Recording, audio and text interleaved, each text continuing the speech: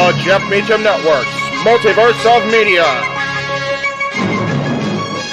For over 15 years, the recognized symbol of excellence and the standard bearer in coverage of sports and entertainment.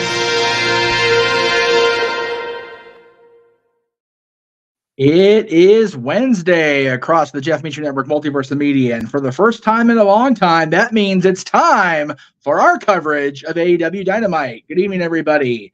I am, of course, the founder, Jeff Meacham, the West Coast Professor, whatever name you want to call me this particular week. I just saw your message, AJ. I will definitely get that in there momentarily. I am joined by our current AEW commentary team, Simple Man Noah Foster, the Renegade Renegade of Wrestling JJ Williams. Gentlemen, it was decided we are going to do this thing. We're going to watch this thing because conceivably, this could be the final time that the man called Sting wins a championship in professional wrestling. But that's not the only thing on this card tonight. Gentlemen, how are we doing tonight?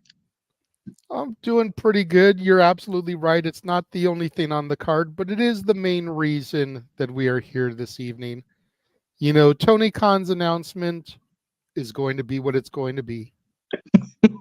Timeless Tony Storm versus Red Velvet, I'm sure will be a banger. Yes.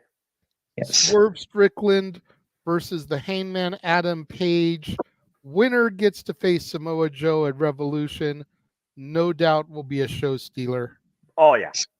Chris Jericho versus Konosuke Takeshita, I'm sure will be insanely intense, considering the blood feud that Jericho's got going with the Callis family. Mm-hmm. But all of that pales in comparison to the fact that we may see Steve Borden, the man called Sting, for the final time raise gold above his head in victory, having claimed his last championship in professional wrestling alongside his longtime AEW tag team partner, the one, the only, the Daredevil, Darby Allin. Well said, JJ. Thank you. You know, I try to take a page out of the Simple Man's book every now and again. I mean, again, I'm just the guy that just flows through. You're here for the jokes and add elements to the story and also your color commentary, and I always appreciate it. But yes, Jeff, Jeff Peter, Multiverse of Media, it's Wednesday! You know what that means! We are here once again to cover a very special loaded night of AEW Dynamite, where we are nearing showtime for the final time, but we could literally be calling the last golden accolade of the icon. This is going to be wild to say the least. I'm looking very forward to this. Again, Wednesday is always where my wrestling hype on a weekly basis goes into full throttle because I never know what to expect on Dynamite sometimes except an action-packed night of wild delight. Now, Tony Khan nonsense aside, that still doesn't take away my joy of professional wrestling. Damn it! And again, it's very stagnant as we're shaping out AEW Revolution. So, again, JJ, you basically played it out perfectly and nice and elegantly paced versus one commentator. So, yeah, there's a lot to look forward to with the CMLL showcase against the Blackpool Combat Club with Konosuke Takeshita and Chris Jericho being ran back with La Virtuosa. Deanna Peralta on commentary for a timeless Tony Storm versus Red Velvet. And I cannot wait to hype up that Revolution match. Let's freaking go. And, of course, him and that page for Swerve 3, where this time Swerve wants to leave no asterisks here and no reason to complain.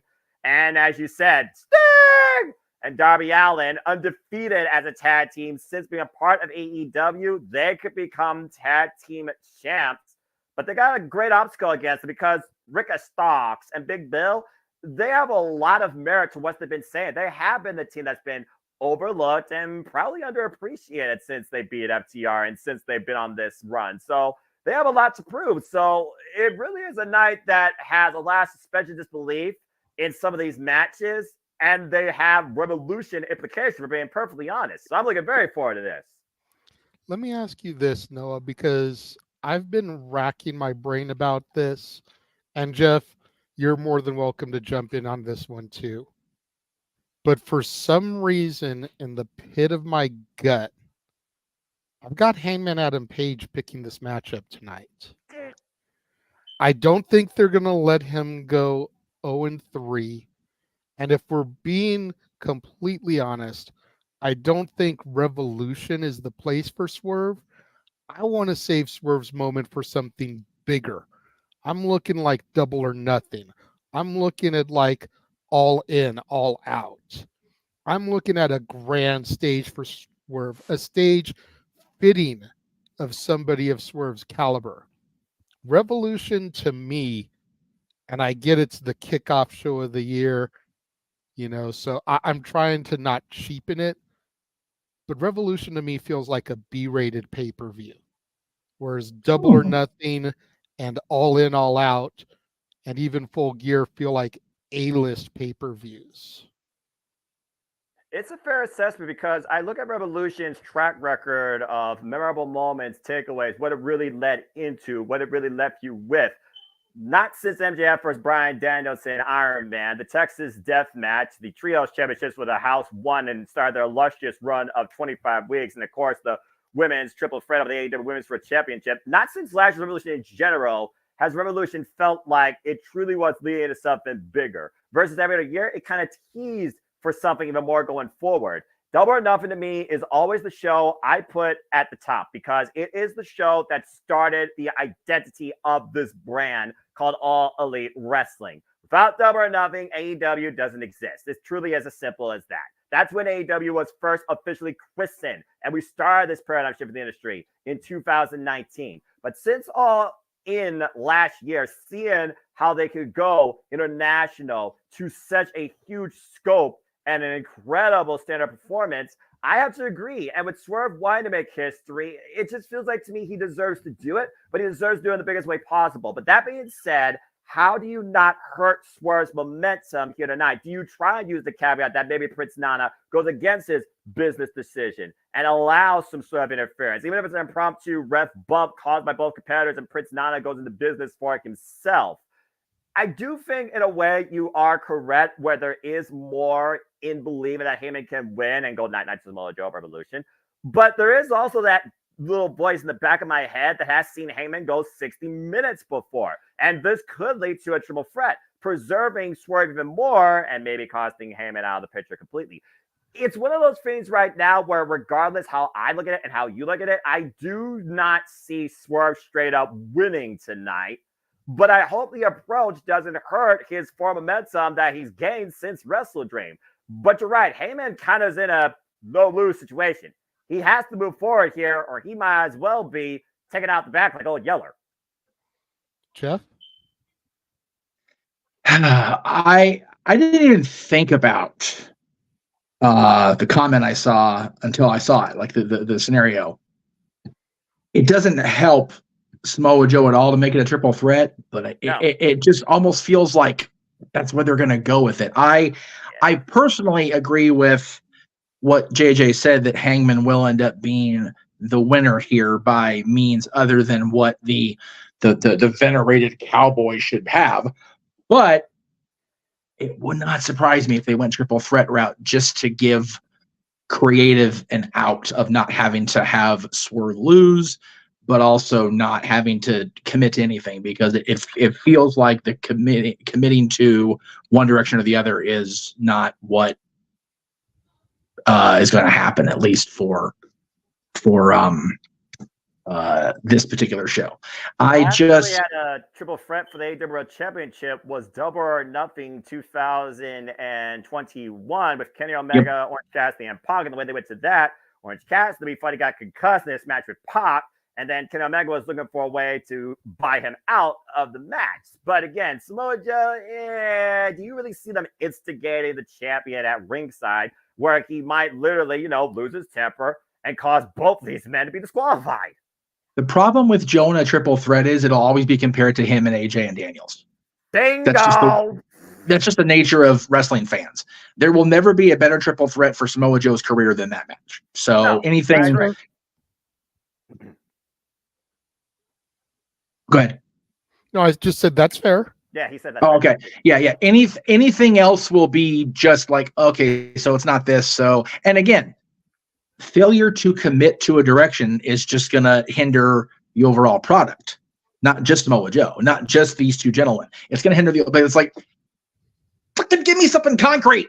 Like, give me something to like grab onto on March 3rd besides Sting's last match. And I am not undervaluing Sting's retirement. That is not what I'm trying to do. It is a big deal.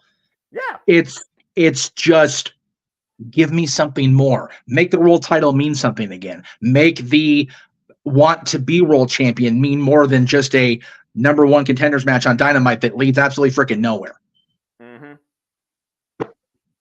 Again, you know me, I'm a proprietor of long-term storytelling. Yep. Yeah. I see Revolution, Hangman Adam Page versus Samoa Joe. Yes. I see Double or Nothing Swerve versus Joe. Mhm. I see All In or All Out triple threat. And then you can have Joe lose the title without getting beat, keeping him strong in defeats. That's a fair road to defrauding Samoa Joe, but I just gotta throw this roadblock or detour in the mix because they are still part of the ecosystem. Hey, roadblock is my NXT, damn it.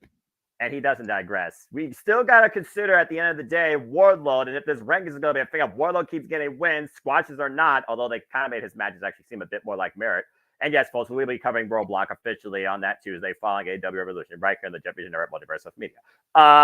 It's one of those things where I can see Wardlow and Samoa Joe run at that, but this time for the World Championship. Let's not forget, last year Revolution, Wardlow put Samoa Joe to sleep. Yes, he did. I still can't believe he freaking did. It is old move nonetheless. But anyway, I got Chuckler Productions on my screen. So, gentlemen. Boom! There it is. Okay, I still have Bing Bang Theory ending. So. Okay, well. Yeah, let me know when you see the arena because they're not even doing the intro tonight. Then we'll do our thing. Oh, they do pyro though. Oh boy, fun night ahead. Big night, big fight night. Wow, the caption's really bad on this. AEW Donovan, Dynamite. There we go. There we go. There's that pyro. I love the fact they actually have pyro. I will say that. But that being said, go ahead. No, you're good. You're good. I was just going to say once again to everybody, it's Wednesday. You know what that means. Virtually from the Footprint Center in Phoenix, Arizona, we are live across the JMN Multiverse of Media once again on a Wednesday night, bringing you coverage for a stacked AEW Dynamite. Hello, everybody, and welcome once again to the JMN Live Watching events here at the JMN Multiverse of Media. You know what this is? I'm the Superman, the voice of JMN, from a great professional wrestling, damn it. And my name is Noah Foster. And with me, of course, is my color analyst, the renegade of wrestling, JJ Williams. And it looks like JJ, we're kicking things out with Troy Streamers, Heyman Adam Page, right now determined, the new number one contender for the AEW World Championship to face the champ at AEW Revolution. Are you ready to go tonight? I am ready. Why does Adam Page with that mustache look like freaking Dax Harwood with long hair? I'm surprised you didn't say Madden Up Here because that's what everyone else has been saying. But hey, mustaches are in style, and I approve. Anyway, Cowboy Shiznak in the building. And shout out to everybody in the chat. I hope you enjoy our coverage, our conversation, our reactions, and our coverage. Please like, subscribe, comment, tell friends, show some love. Give it a super sticker. Give it a super chat. And if you want to dictate the conversation, don't need to dictate it. Casting Studios. Super chat, simple as that. JJ, as you know, Heyman Adam Page, ever since the ranking system came into play, he stands undefeated at 4-0 alongside Swerve Strickland. But this is Swerve and Hangman's third singles encounter, where the Hangman is 0-2. His third time the charm. I think it's got to be, man. If it's not, then where is the Hangman going to go from here? That's the $1 million question. I feel like if he gets the victory here and goes to Joe, then we can keep this rivalry going. But if he loses here 3-0 clean, no outside interference from the Mogul Embassy, then Hangman may as well hang it up. And again, Swerve said he does want no interference tonight from the Mogul Embassy as Prince Nana makes his way out on the stage. And that means we've entered whose house? Run's house. Sorry. Swerve's house. Of course. Sorry, I'm old enough that I remember Run's house, damn it. Yeah, that's fair. That's classic. I'm not going to hold that against you. I will say I do enjoy the little touch here of seeing them backstage walking to gorilla position. It very much reminds me of some of the old WWF pay-per-views. Survivor Series 97, WrestleMania 14 specifically. watching the talent walk through the back to the gorilla position, hit their music, walk out.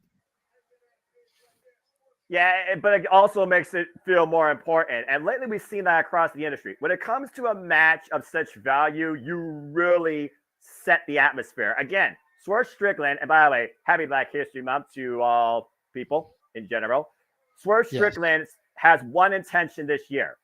He wants to become the first Black AEW World Champion. He wants to add to the Black history that he looked up to, that he honored, like Athena, like Kofi Kingston. Let me put this in perspective for you, JJ. We whooped that Trick, right, with Trick Williams. Trick Williams' biggest motivation to get in the industry was Kofi Mania, when Kofi Kingston won the WWE title in 2019. For Swerve, though, he has had a huge amount of accolades versus Heyman and Adam Page. But one thing Heyman has over him, Heyman is a former AEW World Champion.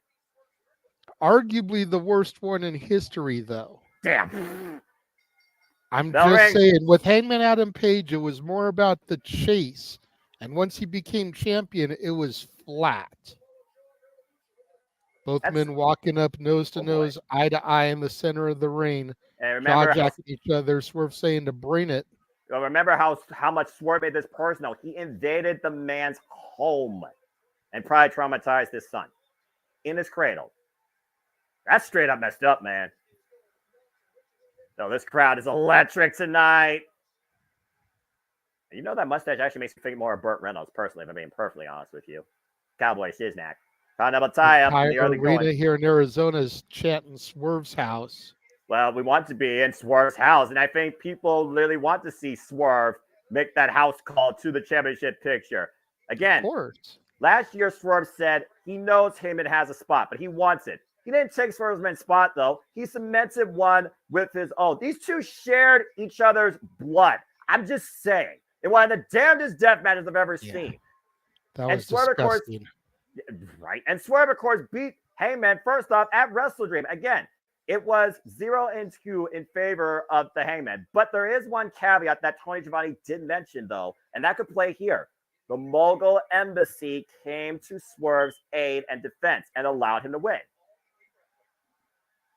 Yeah, there have been shenanigans in both matches thus far. That's why we're making sure that there is no interference here.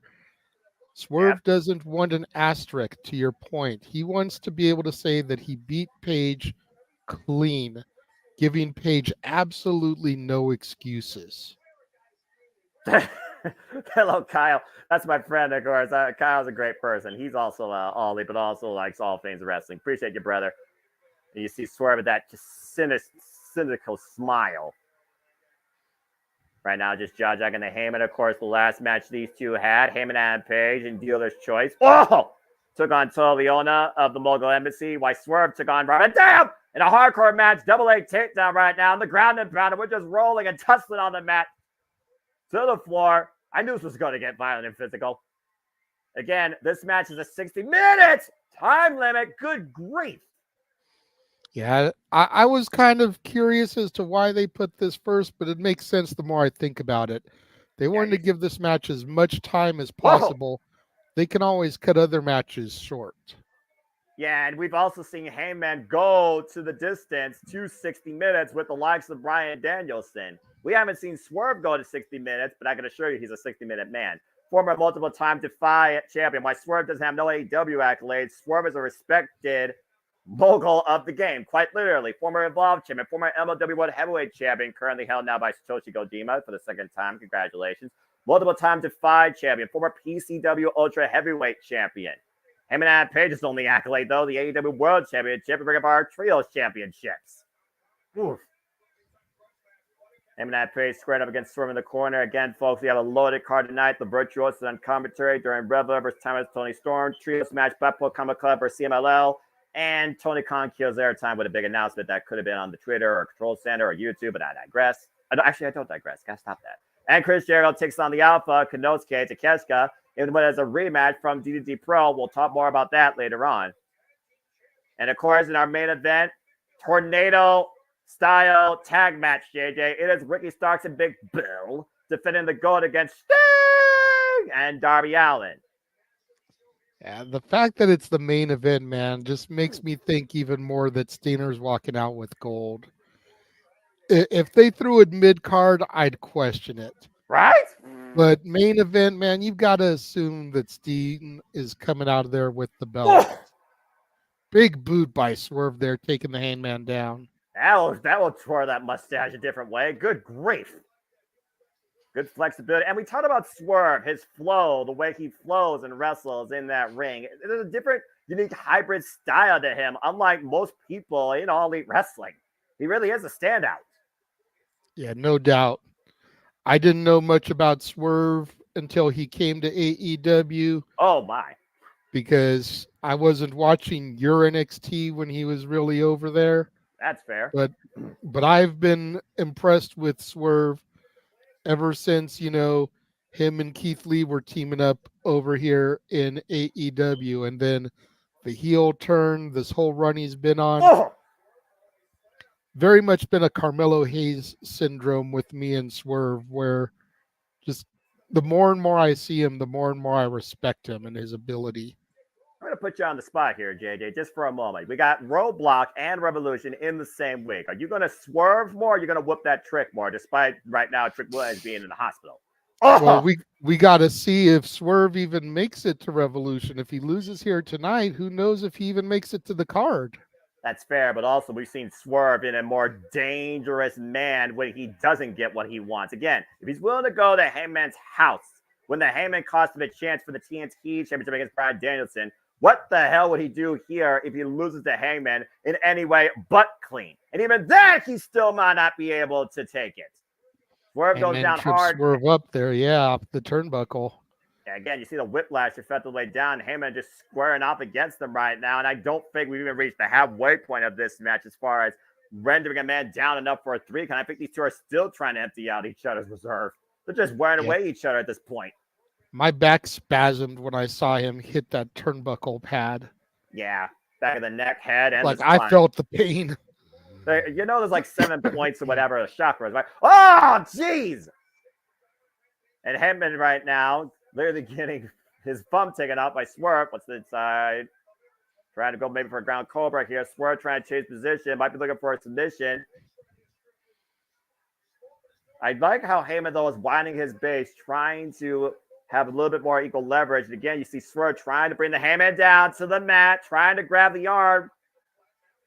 Trying to wasn't able to get what he was going for, but that boot to the back of the head at Page there.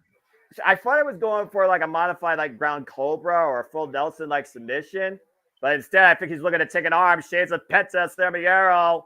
And let's not forget Heyman's best weapon is the buckshot lariat, but he uses the right arm for that. You see Swerve right now trying to attack the left arm, trying to hyperextend it, trying to pull it back. Heyman tried to resist and does so. Throws Swerve off. He was hyperextending that left one to your point, but the right one was bent underneath his body weight. Oh, just still clubs Swerve in the back of the head, though. So you got to imagine that was doing damage to the lariat arm as well with the way it was pinned under his body weight. Again, to your point, you still saw the torque that he was able to apply, though, just whacking the back of Swerve's head, sending Swerve face first into the corner, down to the floor. And again, Heyman could take a count out here. Victory could be found via pinfall, submission, count, or disqualification. And think about what's on the line here. Again, you become the #1 contender for the AEW World Championship, where Samoa Joe waits to kill you. Thank you. I'll turn it up to a 2 Does anybody know, was the first half hour or hour announced as commercial free? Because we haven't gone to commercial or restaurant quality picture-in-picture yet. This is a little bit rare for AEW. I know once the blue moon within the first 20 minutes, they don't do it, but honestly, it wouldn't surprise me if Madman Tony Khan did that tonight out of nowhere and announced it on the Twix. But of course, I don't have notifications. I have no idea. Oh!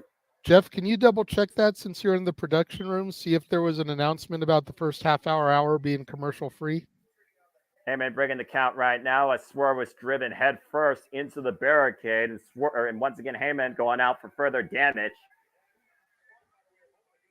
Again, since Samoa Joe became AEW World Champion, he says there's a new sheriff in town. Things are going to change around here, and then the ranking systems came into play. Oh, God! What do you think about the ranking system being back?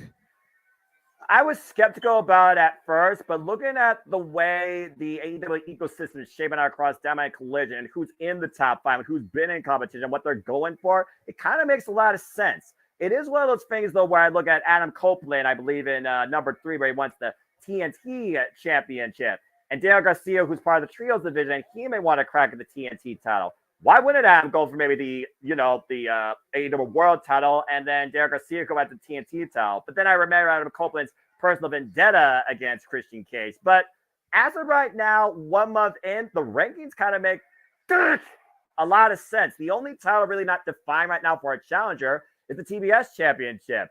And right now, I'm leaning towards Serena Deeb because I think they're going to do Deeb versus Sky Blue very soon. And I would love to see that match.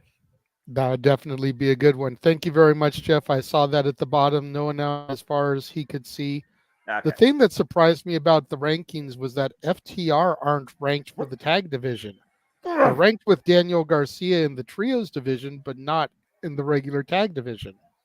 Well, that just makes me wonder if their focus now is trios versus tags for the time being. And to be fair, all they've been in lately is trios. And here's the cover, hooking their leg by Heyman, and Swerve finds the rope to force the break. As Daniel Way Garcia too and FTR, close. Yeah, as Daniel Garcia and FTR have only been feuding with the House of Black in trios affairs, and they beat the Patriarchy last week on Collision. So maybe FTR's changed focus for now. Doesn't mean they can't, swerve, pun intended, into both the tag and trios. Why not go for more gold? Even FTR says if Daniel Garcia wants to go for the TNT title and the trios go with them, they welcome it. Heck, top guys had 3 sets of tag champions at one point. And by the way, folks, in case you don't know, there is also, and that was announced because I do remember reading it. Thanks, King. Shout out to my buddy King at ATW. There will be an overrun tonight, so take that for what you will. O'Connor roll by the Hangman. 2 count as Swerve pushed him off. Hangman outside the ring. Good skying by Swerve, though, but Swerve taking up and over to the Ooh. floor, lands shoulder first on the apron, I think. Yeah. Eesh. And he like you said, JJ, he saw the buckshot coming. Yeah, he had it scouted. As soon as Paige jumped over there, he was like, nope, not right now. And he may have paid for it by taking the back of the shoulder blades across the hardest part of the ring there. Heyman right now sending to the top rope. Might be looking for that outside moonsault. That Swerves in the drop shot. Whoa! Rolls through, lands on his feet. Swerve with the roll through. Flatliner on the floor. Gorgeous flatliner there on the outside. Good grief. No give there either. Again, the floor is there to protect the actual building, not the competitors, folks. Yeah. Both men down. Referee, of course, executing his 10 count as both men are outside of the ring. Prince Nana hyping up his Swerve boy. in, breaking the count. Or is he letting the count continue? Fall up to 5. I think Swerve even knows he can't win right now via count. And so far, business has played out as asked. Prince Nana has not gotten involved, nor has anyone else from the Mogul Embassy. Looking to hype up Swerve, though. Swerve looks to fly up and over. Frostbite flop! Wipes out the Heyman on the floor. But look at that. Swerve went straight to grabbing his thigh. Did that do some damage for him on the landing? Well, again, the Frostbite flop, you really don't know, I think, how to plan for the landing. You just basically go as the wind takes you. That's fair with the move where it's called a flop. Right? Oh! Nice spinning back elbow coming off the middle turnbuckle there by Swerve Strickland. On target, in between the shoulder blades. And of course, to all our viewers out there, if you're enjoying the coverage, make sure you like, share the video, show your love and support with Super Chats. This is how we make our money. This is our job. Super Chat, donate to Dictate. Simple as that. And we love doing this, by the way, for y'all, too, because you make it possible. So we thank you, as always. Irish whip, Heyman front up the ropes, caught by Swerve. Tilt-a-whirl slam! Ooh, I like the way he grabbed the arm there. Oh, I told you again, no one flows like Swerve. Awkward landing on the back of the neck of Heyman there, and you see Swerve right now, the look in his eyes. Uh-oh, might be looking to make a house Whose call. house? And whose house? There's the house call. Ding dong, hello. Here's the cover, hooking the far leg, and a 2 count. Nope. Oh. The determination and the pride still in the Hangman there. That was center of the ring. There was no way to get a rope break or anything. Hangman had to dig deep for that kick out. And that's just resilience and just willing to endure. Again, for the AEW World Championship, a shot at the cornerstone of this company. How far are you willing to go? And how much you're willing to endure? That's going to be the testament of both these men. And again, we see what these men can do to each other and what they can survive. Again, that Texas Death Match, we saw everything from beer bottle, shattered glass implanted to a man's knee and back, to a cinder block blasted in the back of a man's head and neck, death-fire driver and concussive effect, to a staple gun stapling a man's chest and face, to fish hooking and literally drinking a man's blood, and that's not even everything. Ugh! Hangman looked like he was biting the nose there of Swerve. Well, we all know Now that. digging the fingernails into the back there. Uh-oh, well, wait a minute. What's he setting up for here? Might be looking for something big out of the corner. Dominant position. Sunset flip. Oh, Jesus. He ran through. Swerve broke through the sunset flip powerbomb. Caught Heyman with a high kick. Now looking to hook him up for JML driver. Heyman scouting it, though. Creating distance, and Heyman pop up. Powerbomb set out. Planted.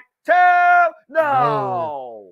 Let me see that replay of that sunset flip powerbomb roll through, because it looked like Swerve landed right on his head and neck. And somehow, maybe adrenaline alone, instinct aside, he rolled through and decked Heyman with that high kick. But then Heyman capitalized with a sit-out powerbomb for a near fall. Good. Not on the outside, smacking the ring apron, trying to get his client hyped up there. And referee checking both men, though. Again, you got to consider the well-being of the athletes. I just got done recently watching No Surrender 2010, and I saw how far Kurt Angle and Jeff Hardy went to double overtime, 30-minute span. There was still no winner declared. Again, our opening contest will determine our AEW World Championship at AEW Revolution. Samoa Joe will face the winner of this match, either Swerve Strickland or him and Adam Page. That's if it doesn't go to a 6-minute draw, which is a whole nother problem that Tony Khan could have in his hands. It's fair. Page taking the elbow pad off, going for the buckshot lariat, but Swerve has it scouted. Swerve with a lariat! Swerve with a lariat! Slingshot lariat! Bang! I can't believe it! And Swerve to the top rope. Looking for the Swerve stomp! The cover! 1, 2, Swerve! No! What in the hell? Swerve with a buckshot lariat of his own, followed by the Swerve stomp, and he still can't put the Hangman away. That was a beautiful Swerve slingshot lariat. I've never seen him use that before. 2 and 9 attempts with the Swerve stomp combination follow-up afterwards, to your point. Incredible opening contest here with these two men. Well, I mean, if there's one thing we knew for certain is that these two men were going to pull no punches here tonight. Accurate. Between the rivalry and the stakes on the line, they couldn't, they couldn't even attempt to come weak in this match. They had to bring everything. I'm just waiting for them to break out the kitchen sink. Don't give him ideas, JJ, especially if the ref gets bumped. And I'm just waiting for that moment right now, whether on the oh, Lord. What if you just probably jinx into existence like Swerve's on the barricade in the corner with Hangman? Oh, Jesus, no. I saw this at Full Gear. This was treacherous. Barely any sort of footing there. Pile driver attempt on the barricade. You got to be kidding me. Hangman fighting for dear life. I don't blame him. Both these men right now, Tito's like, oh, God! DDT on the barricade by the Heyman of Swerve Strickland. And this opening contest, folks, will continue, believe it or not, our first wrestling quality picture-in-picture. The fuck? I'm over the 5-minute mark. I'd say that. Yeah, we're definitely over the 5-minute mark. Yeah, right. Jesus. What in the fuckity fuck was that? Well, you take a look at the replay and call it yourself. God, that was a fugly, and that's the kindest word I could say, fugly DDT head first on the barricade top by the Heyman of Swerve Strickland. Heyman right now is admonishing Prince Nana on the outside. What's up, A-Train? Good to see you, bro. There's my brother from another mother. We are ATW. Me and him usually do our virtual watch-alongs for fun and just looking into each other's lives, make sure we're having a good time and everything's all right. We are ATW. I'll see you after the show, bro. Enjoy it, man. And again, this show is stacked, folks. Still to cut tonight, Chris Jericho, Kenochi Takeshita, Timeless Tony Storm against Revel with the Virtuoso and commentary. We have CMLL versus Blackpool Combat Club Trios action. And of course, our main event, Tornado Tag, AEW Tag Championships. It'll be Ricky Starks and Big Bill defending against Darby Allin and Sting, who, of course, Darby Allin and Sting are 26-0, undefeated in their career as a tag team. And right what now, does hey, ATW stand for? All Things Wrestling? Bingo, my friend. It was established in 2020 when we truly didn't know what to do with ourselves, nor where we really stood with this industry. And then when we thought about the hope of promise for something different in professional wrestling, damn it, that AEW was going to offer, and we thought it was down the water during that pandemic, it was AEW that kept our hopes and our passion alive and our sanity and mentalities alive too, for the most part. I would argue to say that 2020 was honestly the coming out, the genesis of AEW. And I know it started in October 2019, but 2020 was like, we're here to do something, to stand out and stand above the test of time.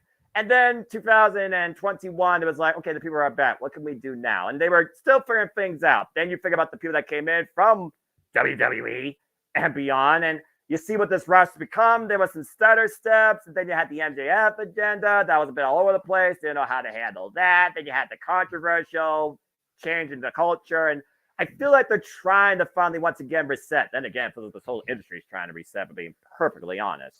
That's fair. But yeah, ATW is all things wrestling for life, all the time.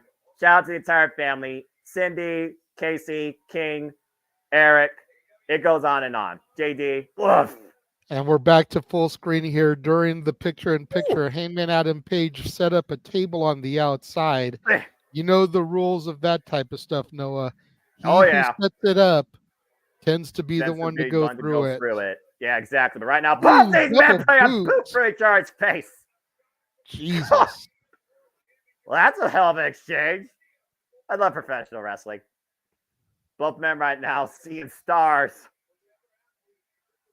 I gotta wonder who's gonna get up from this and how they're gonna be able to capitalize. Paul Turner again starting his standing 10 count. We're at 3. I've seen some damn good fights so far this year, and this one right now is definitely holding up in my top 5. And I'm talking about across all things wrestling, of course. And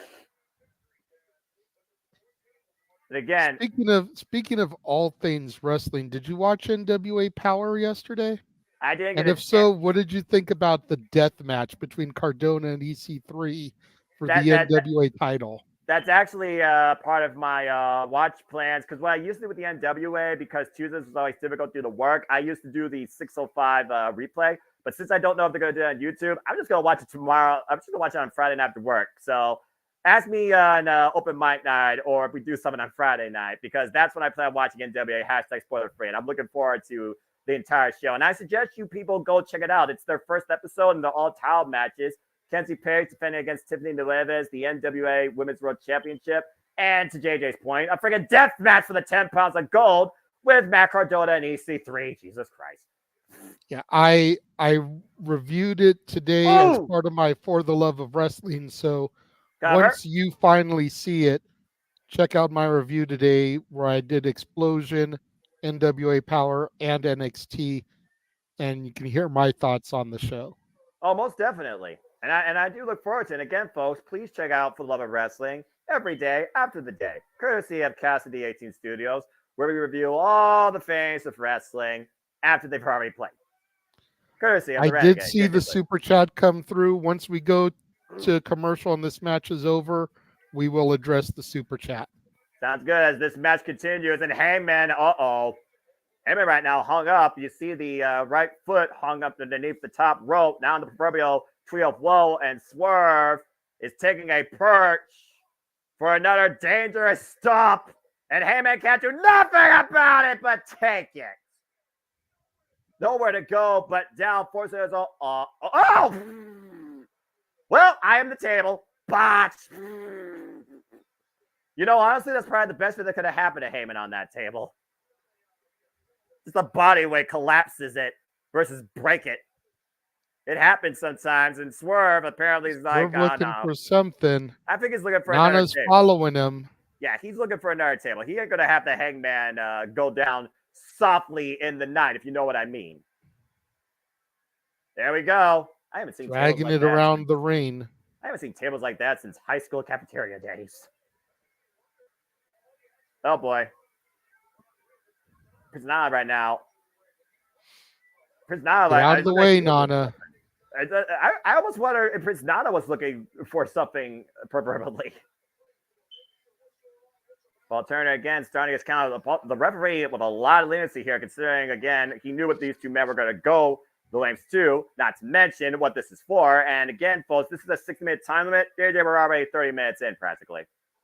That's crazy, dude. To think Right? that we're this deep into a match, especially with everything else we still have. Holy crap. 450 to the knees and Heyman looking to capitalize. Look at a far leg, a 2 count only. Jeez. Again, very close near fall there. Paul Turner for position. Meanwhile, Prince Nana with the crown jewels. Let's not forget, those crown jewels is what beat the Hangman at Wrestle Dream. But what did Swerve order Prince Nana? No interference. Uh-oh. Setting up for the Deadeye, I think. Swerve gets out of it. Able to move out of the way. Swerve sends Heyman up and over, but Heyman looks cat. And saves a Dolph Ziggler. Uh-oh. Oh, God, what a lariat, though! And he's not done. Heyman cut and loaded. Is it high noon? He's looking for it. Buck shot, lariat, bang! Cover, hook on the near leg. It's not over. Put on the rope. Wow. Oh.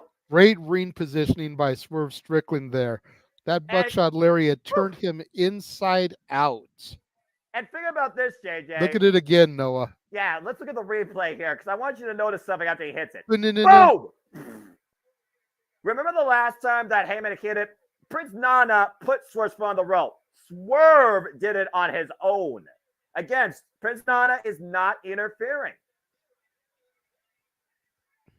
Both men now on the apron as this match continues. Number one contendership for the AEW World Championship. Heyman and Page versus Swerve 3. And Setting you have again. Oh, no. Deadeye. Deadeye on the apron. The hardest part of the ring where wood meets steel across a LED beam. Yeah, gum. And now he's asking Paul Turner to start his 10 count. I mean, at this point, if Heyman can't pin or submit him, might as well count him out. Especially how deep this match has gone, to your point earlier, JJ. Again, we're over 30 minutes in. It's not a... Yeah, everyone do this. Everyone hype up Swerve back in this. You want to see a count out end? I'm not going that far again. We're up to 8. What the hell? Up to 9. And barely makes the last it possible in. second, and then a baseball slide knocks Swerve back to the outside from the Hangman. Yeah, I think the Hangman's seeing red right now. And the Hangman with a chair. Oh, no. He's going to literally wail the back of Swerve here. Heyman. Oh! Hangman just assaulted Nana for no damn good reason. Now, literally, JJ, you're the one that usually is about, he did nothing. Oh, God, what a boot face first to the chair. I mean, Heyman paid for that one quite literally with interest. And once again, Heyman seeing stars. Why Swerve goes up in the drop rope. zone. Yep, again, to the top, another Swerve stomp. But look at that. Swerve's grabbing his ankle. Uh-oh. He may have twisted it on the landing there. Yep. Yep. He couldn't even go in the cover there, to your point. Slow to capitalize. But he might be looking for that JML driver, the pump handle. Can he hook him up? Nope. Heyman follows through. Oh, God. He just twisted the ankle. I mean, Gregor screw legs would suck. I don't imagine how bad that must have sucked. How about buckling a man's literal vertical base? Heyman, of course, aware of the tweaked ankle and is explaining it now after the Swerve stomp. And now Heyman again. Uh-oh. Remember, Swerve set this table up, so it's Swerve's turn to go through it. And once again, Heyman grabbing the leg.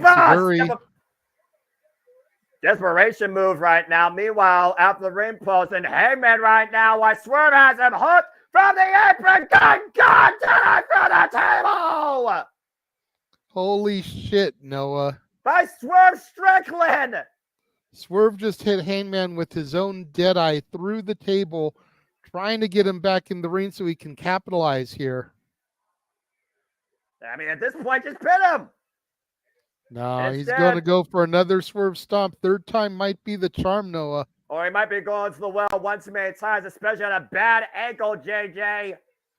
And again, looking for that stomp. Is it the final stomp? And Heyman gets out of the way while Swerve collapses and eggs. Out of the way and right to the outside. Heyman looks like he's setting up for another buckshot lariat. Oh, crap. He's got another bullet in the barrel. I have a feeling if this one hits, we got our number one contender. Look at the eyes. Look at the eyes. But, oh, got hooked. Swerve, got Heyman. JMN driver. But again, the ankle. And Swerve solidified him, hit the leg of the cover, and Swerve has done it.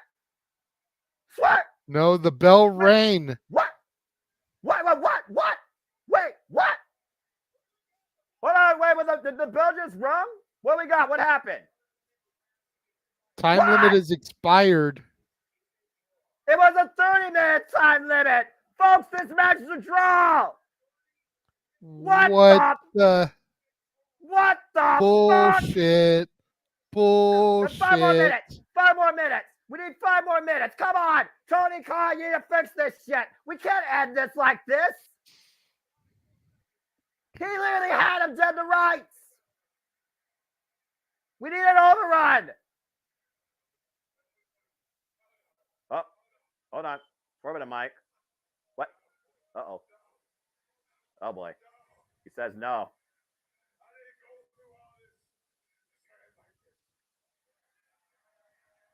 Oh, boy. What? That ain't that easy. You know how this goes? Jesus. Yes, please! 5 more minutes! Swerve just called for 5 more minutes! I mean, we need a number one contender. We need a winner. We need a decisive decision here. Emmett Page, Is Heyman going to give it to him, or is he going to be a punk? And I think take the Heyman time limit draw. But JJ, again, both these men want the same thing. They don't only want the win, they want that.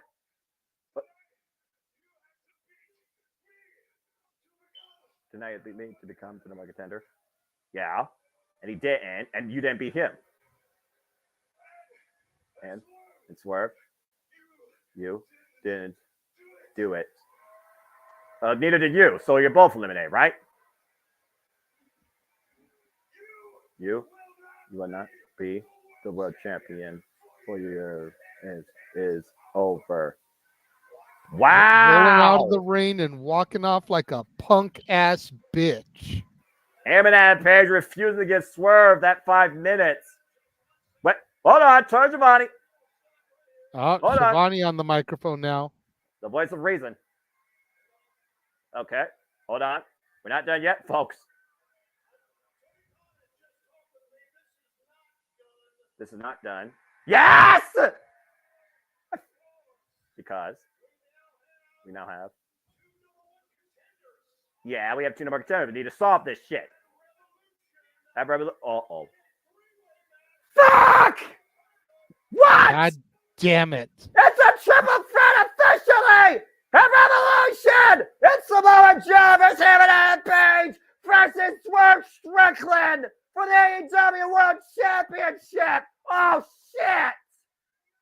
Massive announcement by Tony Khan. Heyman doesn't get his way, and Swerve moves 1 step closer towards achieving the history he's always wanted. We have a triple threat, folks. Bullshit. I agree. That's terrible. Damn it! Why did I say it? Why did I say it? I knew it. I fucking knew it. It's commercial. I'm gonna talk real quick before you talk about Super Chat. I fucking knew it. This is my company. This is my freaking professional wrestling. Damn it! I booked shit better than Tony Khan. Even I wouldn't have done that shit, but I knew he was gonna do it.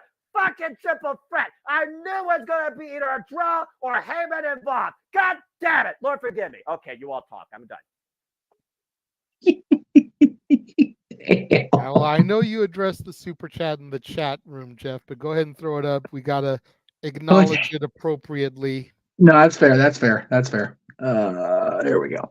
So, yes, we will be covering reactions. Walter Cruz, our buddy at Rager Wrestling, will be doing I guess a watch along would be the right term for it. Even not really a whole lot to watch along except people talking, which I guess we do for promos and Hall of Fame. So that will be during the presser tomorrow. And then after the presser, where's my graphic? Originally it was going to be just reacting to the press conference, but with everything that went down this morning while I slept in and what we're going to see tonight, Meech's Musings will cover just about everything, and it'll be on at 7 p.m. Pacific, 10 p.m. tomorrow. So I'll have a full reaction to all of it tomorrow night. And then everybody will be on open mic night. I'm just doing it tomorrow because I won't be on open mic night this weekend, unfortunately. So that's the reason I'm doing it tomorrow because, what? I was just going to say, make sure you shoot me that graphic so I can plug it tomorrow on my show. Will do. And you know, I would do it Friday, but you and I are a little busy Friday as it is. So. Yeah, you know, just a smidge. Just a smidge with the greatest band of all time and anniversary. But we'll get to that in the show as part of the show. Yes. There is another super chat that I see, so we'll go ahead and throw that one up too. Walter says, is the triple threat so Hangman can eat the fall and Swerve and Joe still look strong? I guarantee it. I think more than likely. Yeah. More than likely. God damn it. Swerve thank you guys for the super chats. Make sure you spread the love around. Don't just give it to one channel over the others. Yes. Yes. Swerve deserves to be the goddamn world champion, man, for crying out loud. I'm sitting here screaming off screen like, God damn it, I want to be a commentary because this is so frustrating. I mean, I'm not gonna lie though, but the dumb Tony Khan decision aside, that was a fucking awesome match. It was. Dude, where's that comment from Walter? Go ahead, Jay. I'm trying to find that comment from Walter. It was a tremendous match, but is it safe to say now that Hangman is officially a heel? I say yes. Because we've been talking for the longest time in this feud that Hangman has been coming off more heel than face, and he's supposed to be the face. Yeah. Right? You know, how do you break into a man's house and terrorize his baby and come out the baby face? Yeah. Explain that to me. Because Hangman's such a punk. Tony Khan screenshot. There it is, folks. It's official. It's Hangman Adam Page versus First Room versus Samoa Joe. It's a triple threat for the AEW Championship. Sunday, March 3rd. AEW Revolution, only on pay-per-view, 8 p.m. Standard Time. And of course, we'll be covering it. JJ, I don't know about you. I feel this is like perfect. We're already being encouraged to be okay with hating the Bucks again. Just put all three of them back together. Have the Elite be hated again. I am here for that. And have one of them killed by one of the most lethal competitors in the game, respected vet straight out of California. I mean, he should be as world champion. This opportunity, shocker, LOL. Ding, ding, winner, chicken dinner. Another super chat just came in as Renee Paquette interviews Samoa Joe. Black Eyes Peas asked, where is the love? Well, JJ, here it is. Thank you very much, Walter. Greatly appreciate that. Jeff looks like he froze.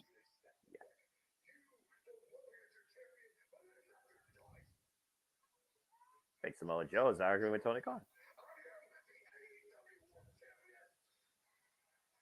Yes.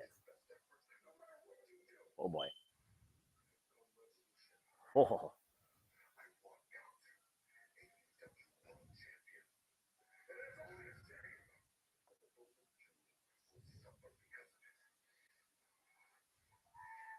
Samoa Joe ain't ready to lose that strap anytime soon, folks. I completely agree with Walter's other comment about Hangman eating the fall. Then it can be like, well, you didn't beat me, so Swerve gets the shot at double or nothing. But as we look towards a different championship and maybe a champion in the making, the Virtuosa graces us with her presence. And let it be known, it is official. The Virtuosa Deonna Purrazzo will challenge Timeless Toni Storm for the AEW Women's World Championship at AEW Revolution, where Deonna Purrazzo may have gold upon her new All Elite throne. But for now, it looks like she's going to join commentary as we have our women's matchup next. What is it that you and Dattila constantly say about Deonna Purrazzo? Long may she... something. I am a classic simple man that respects elegance and greatness in women's wrestling. Long may she fucking reign and bring the title of full chaos. Shit. But she's going to have to get past the Timeless One as she makes her way to the ring. Toni Storm, who has taken it back to old school Hollywood in this reign.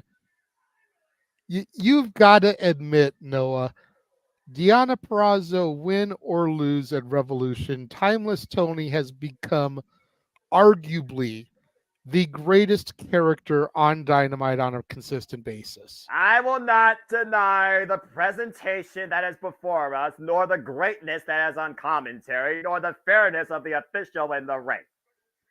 Even Kine Train says timeless.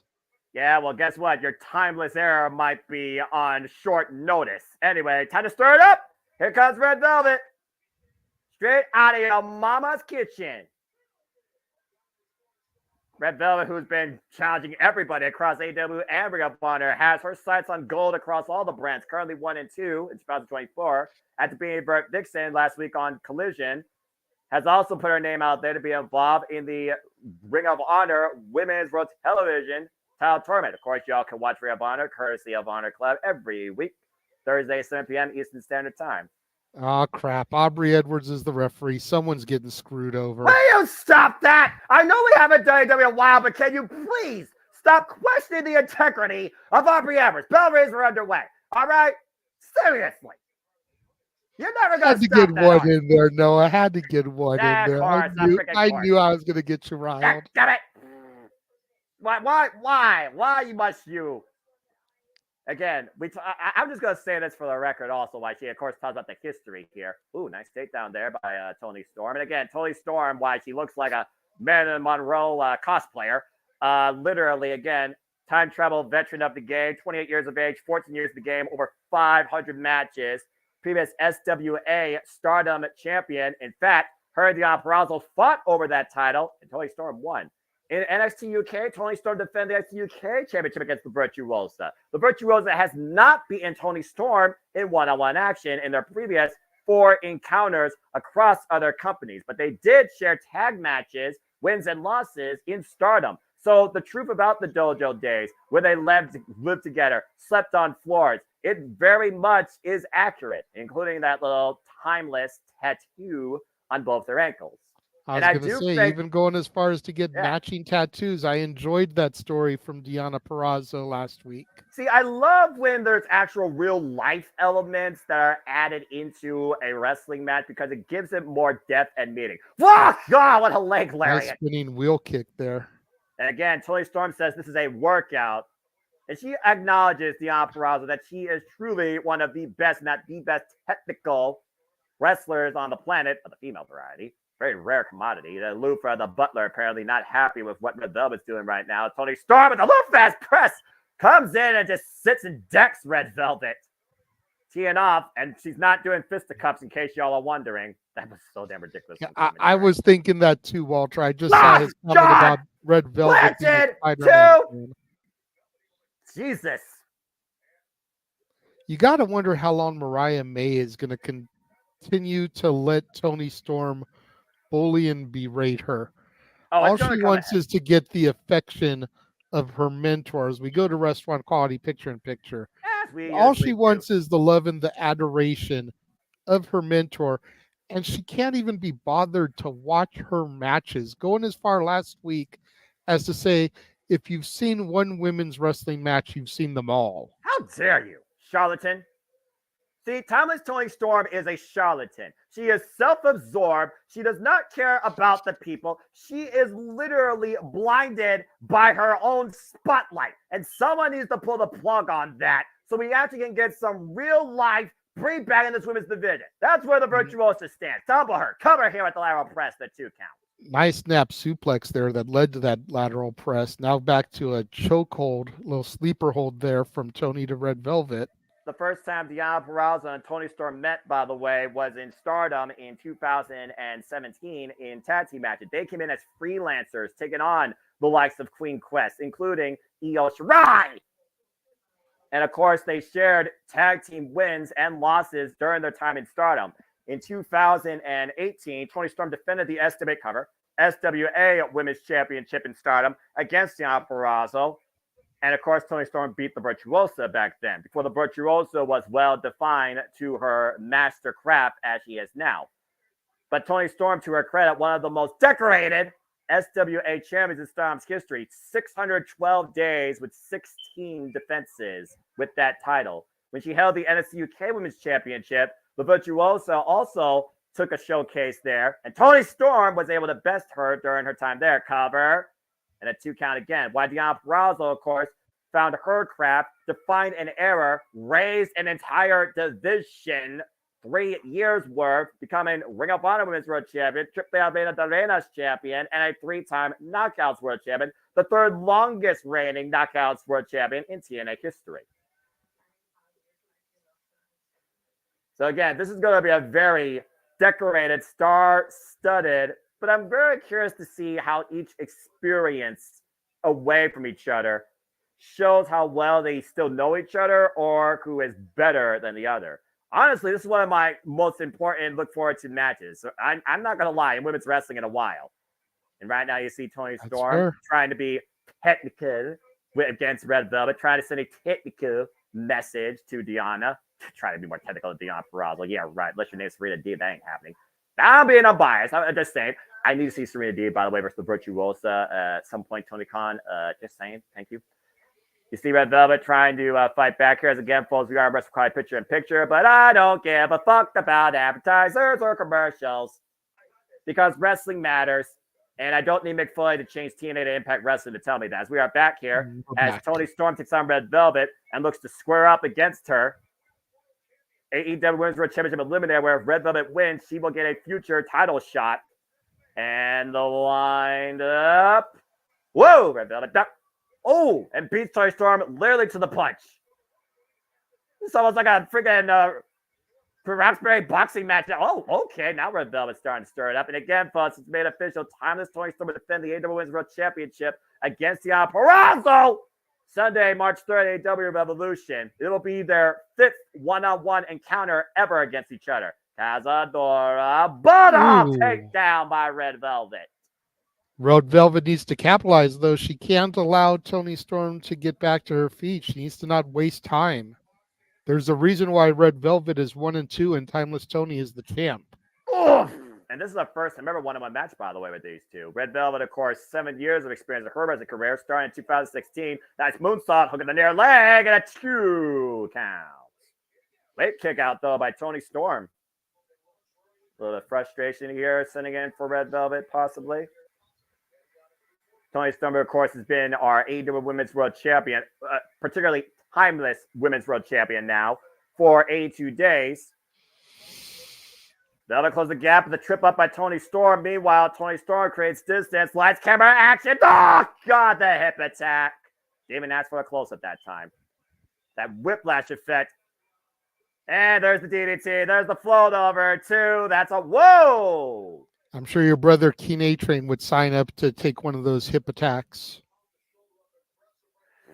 Weak-minded simpleton. Toni Storm right now. Oh, please. You'd take one if it was the bunny. No, I wouldn't. And you leave her out of this. You stop that. I will not, because you know I'm right. No, you're not. Look, I'm just going to say what I always echo. I look at women in wrestling for freaking wrestling. You all do what you wish. I will say this about Toni Storm, though. Oh, wait a minute. That's a first Red Velvet. Sits in the cover. 2 count. It took a DDT, modified DDT of sorts, for Toni Storm to beat Rico at World's End as she was looking for that mix the kick. And Toni Storm, ankle lock. Okay. Wrenching back on the ankle and the surgery repaired knee, might I add, of Red Velvet, who came back from injury. Dragging her back towards center. Okay, Tony Storm, maybe you actually can be technical. And right now, the high angle, and that's it. Red Velvet taps. Not sure if it was the wrench on the ankle or the added pressure that Tony put with the boot on the back of Red Velvet's head that made her submit. Yeah. But either way, she got the victory. She's got to be careful not to hold on to it too long, though. Whoa. Okay. Virtuosa in the ring with the timeless one. Well, this might come down to Fujiwara armbar, Venus de Milo versus ankle lock now. That's interesting. Oh. I don't think Tony Storm appreciates Dion. And Lufa right now getting in between these two. The Butler didn't learn from last time. Again, long Diana Purrazzo not backing down from Luther. Yeah, I'll put the finger on Luther if he lays a finger on Diana Purrazzo. A new golden era, the Virtuosa, may be less than a month away. AEW Revolution, Timeless Tony Storm defends the gold against Diana Purrazzo. Long may she fucking reign. Meanwhile, let's gotta make sure you get that fucking in there. You're damn fucking right. Hey, look, we're backstage with the best friends and Rocky Romero. Yes, they're supposed to be having a match on Rampage, I believe. Trios action. Oh, okay. Yeah, the Undisputed Kingdom, I believe. Oh, fuck. Minus Wardlow. So Roddy, Taven, and Bennett. Fair enough. Of course, for Pungy Vice, you see Trent and Rocky Romero. And Orange Cassidy,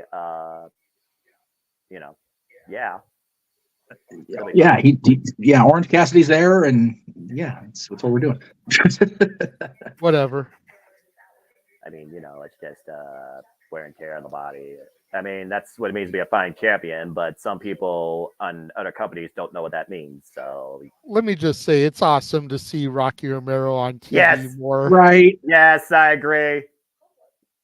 Freaking Trenton sitting there going, I wonder if we can look as good in denim as Renee and Cassidy do. No, probably not. Anyway. I was going to bring it in. I want to go bring it in. I mean, Coming up next, come on. Trios action with the BCC taking on the CMLL contingent. That'll be after a commercial break. Yes. Good stuff, Renee. Great job. Trios match up next here on Dynamite. Again, let me just say real quick. This division's got so much fucking potential with the Virtuosa at the helm. I'm just saying. I can't wait. Absolutely. Tony Khan has got the talent. Yes. He just needs to book it better. Yeah. Yes, exactly. And preach the gospel. They have got almost 60 women on the roster mixed between. No, I take that back because I did the numbers. It's closer to like 40 something. Yeah. Yes. Mixed between Ring of Honor and AEW. Yes. We see about 10 of them a week on the program, and it's the same 10. Yep. Yes. Don't get me wrong. I love seeing Sky Blue on a consistent basis. I love seeing Timeless Tony. I love seeing Diana Purrazzo. I love seeing Willow. I've gotten to where I tolerate seeing Chris Statlander. But can we get some of the other fucking women on the program on a regular basis, please? And if we're going to put Queen Aminata on every fucking broadcast, can we at least give her a win every now and again? I think they're just she's lost every fucking match she's had. Yes. Ring of Honor, too. She only win a Ring of Honor either, which is frustrating as hell. And she's actually had mixed performance in Ring of Honor, but to your point, great showcases as of lately, but the result is what we're looking for. And it's almost like they're waiting to give her that result and give her that all-in graphic like they did with the Bounty Hunter Brian Keith this past Saturday, by the way. And I'm glad he deserved it. That guy is phenomenal.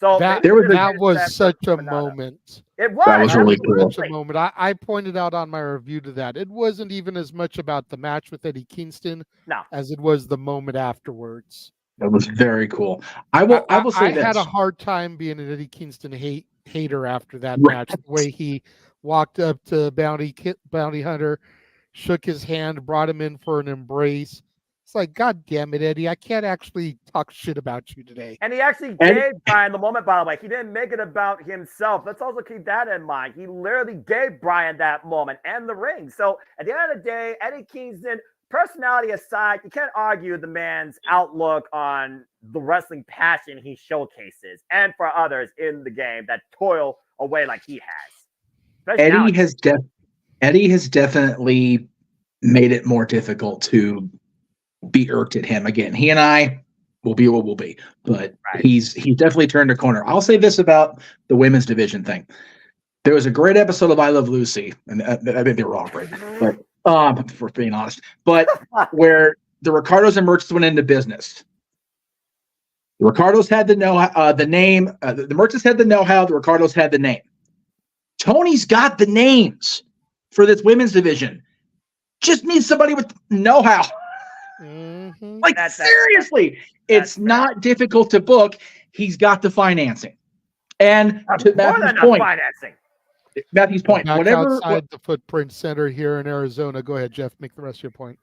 Whatever comes of this news with Scott, if it's not Vince level news, he is ideally suited to book a women's division. He's shown that. Absolutely. So there you go.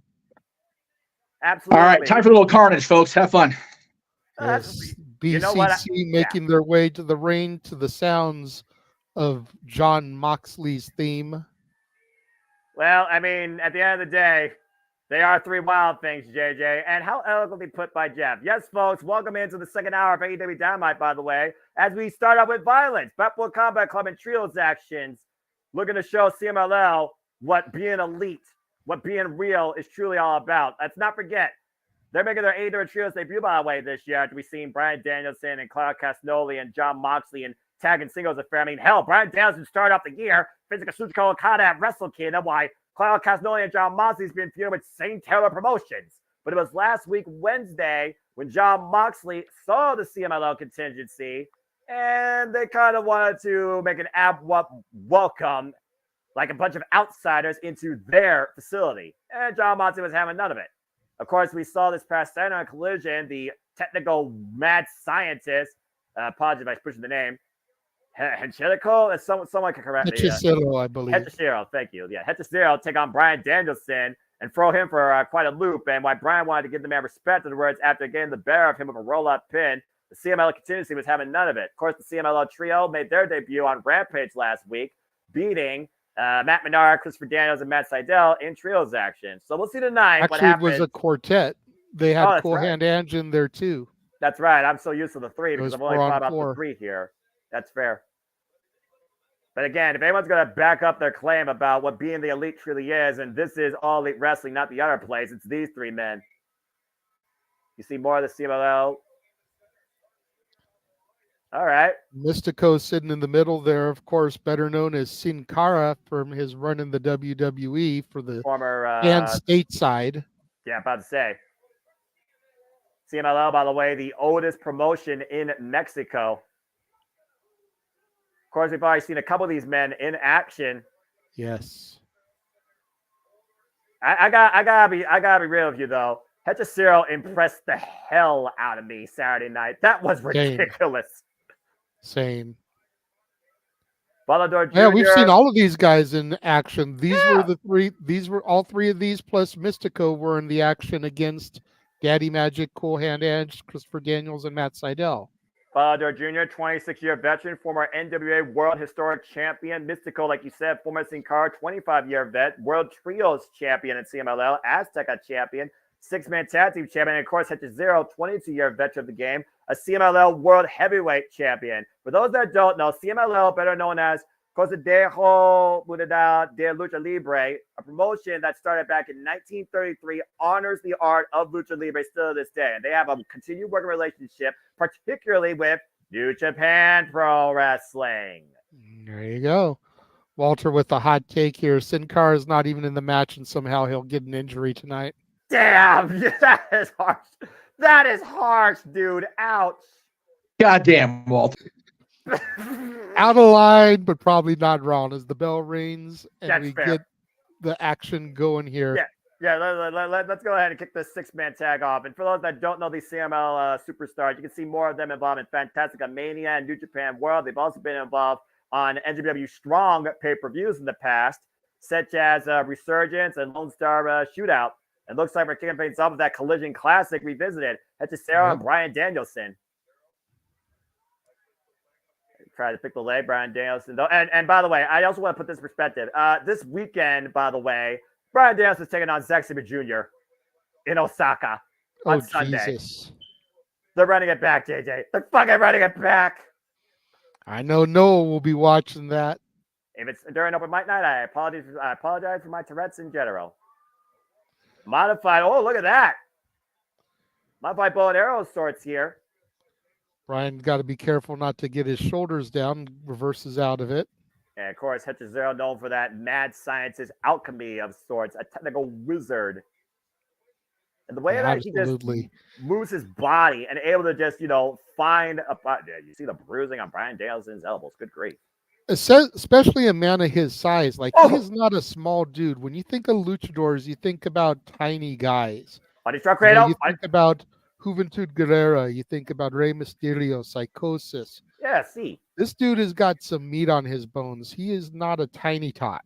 I mean, again, we talk about... Jesus, look at the way he's rolling Danielson around the ring there. And going for the cover, hook of the legs. Oh, my goodness. Hooked both arms, by the way, with a single leg. Hechicero impressed the shit out of me on Collision. He's still impressed. He's doing it again right now. Can I get Hechicero versus Orange Cassidy? Uh-oh. Claudio Castagnoli coming in. Here we go. This is about to pick up. Whoa. How about Hechicero versus Ospreay? Okay, I'll take that. And again, still so much more to come. Look at the size difference to your point. I feel bad for Mascara. Oh, ouch. Lorada just fires the first shot, and Claudio's like, okay. Brush his shoulders off. Well, actions speak louder than words, and Claudio's action says a whole lot right now. He's just stepping into it, and Claudio's unfazed. Oh, there you go. Bumps the foot to drop the big man down, up and over. Don't blink, by the way, folks. Again, we know that this young man has the speed advantage. Meanwhile, taking Claudio up and over. Claudio with the strength, though, able to prevent the Casadora. Oof. Oh, God. The back heel trip.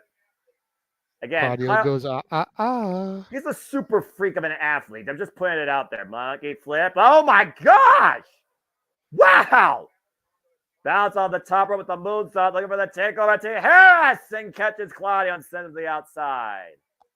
I want to see Claudio do his swing on Hechicero. How many revolutions do you expect in Spanish? At least a dozen. I don't know what 12 is in Spanish. No, Walter. We'll see. Oh, fair enough. Tad Volador Jr., an enemy, particularly of regular male, Tad John Moxley. And this was the guy that John Moxley first instigated, by the way, last week, Wednesday.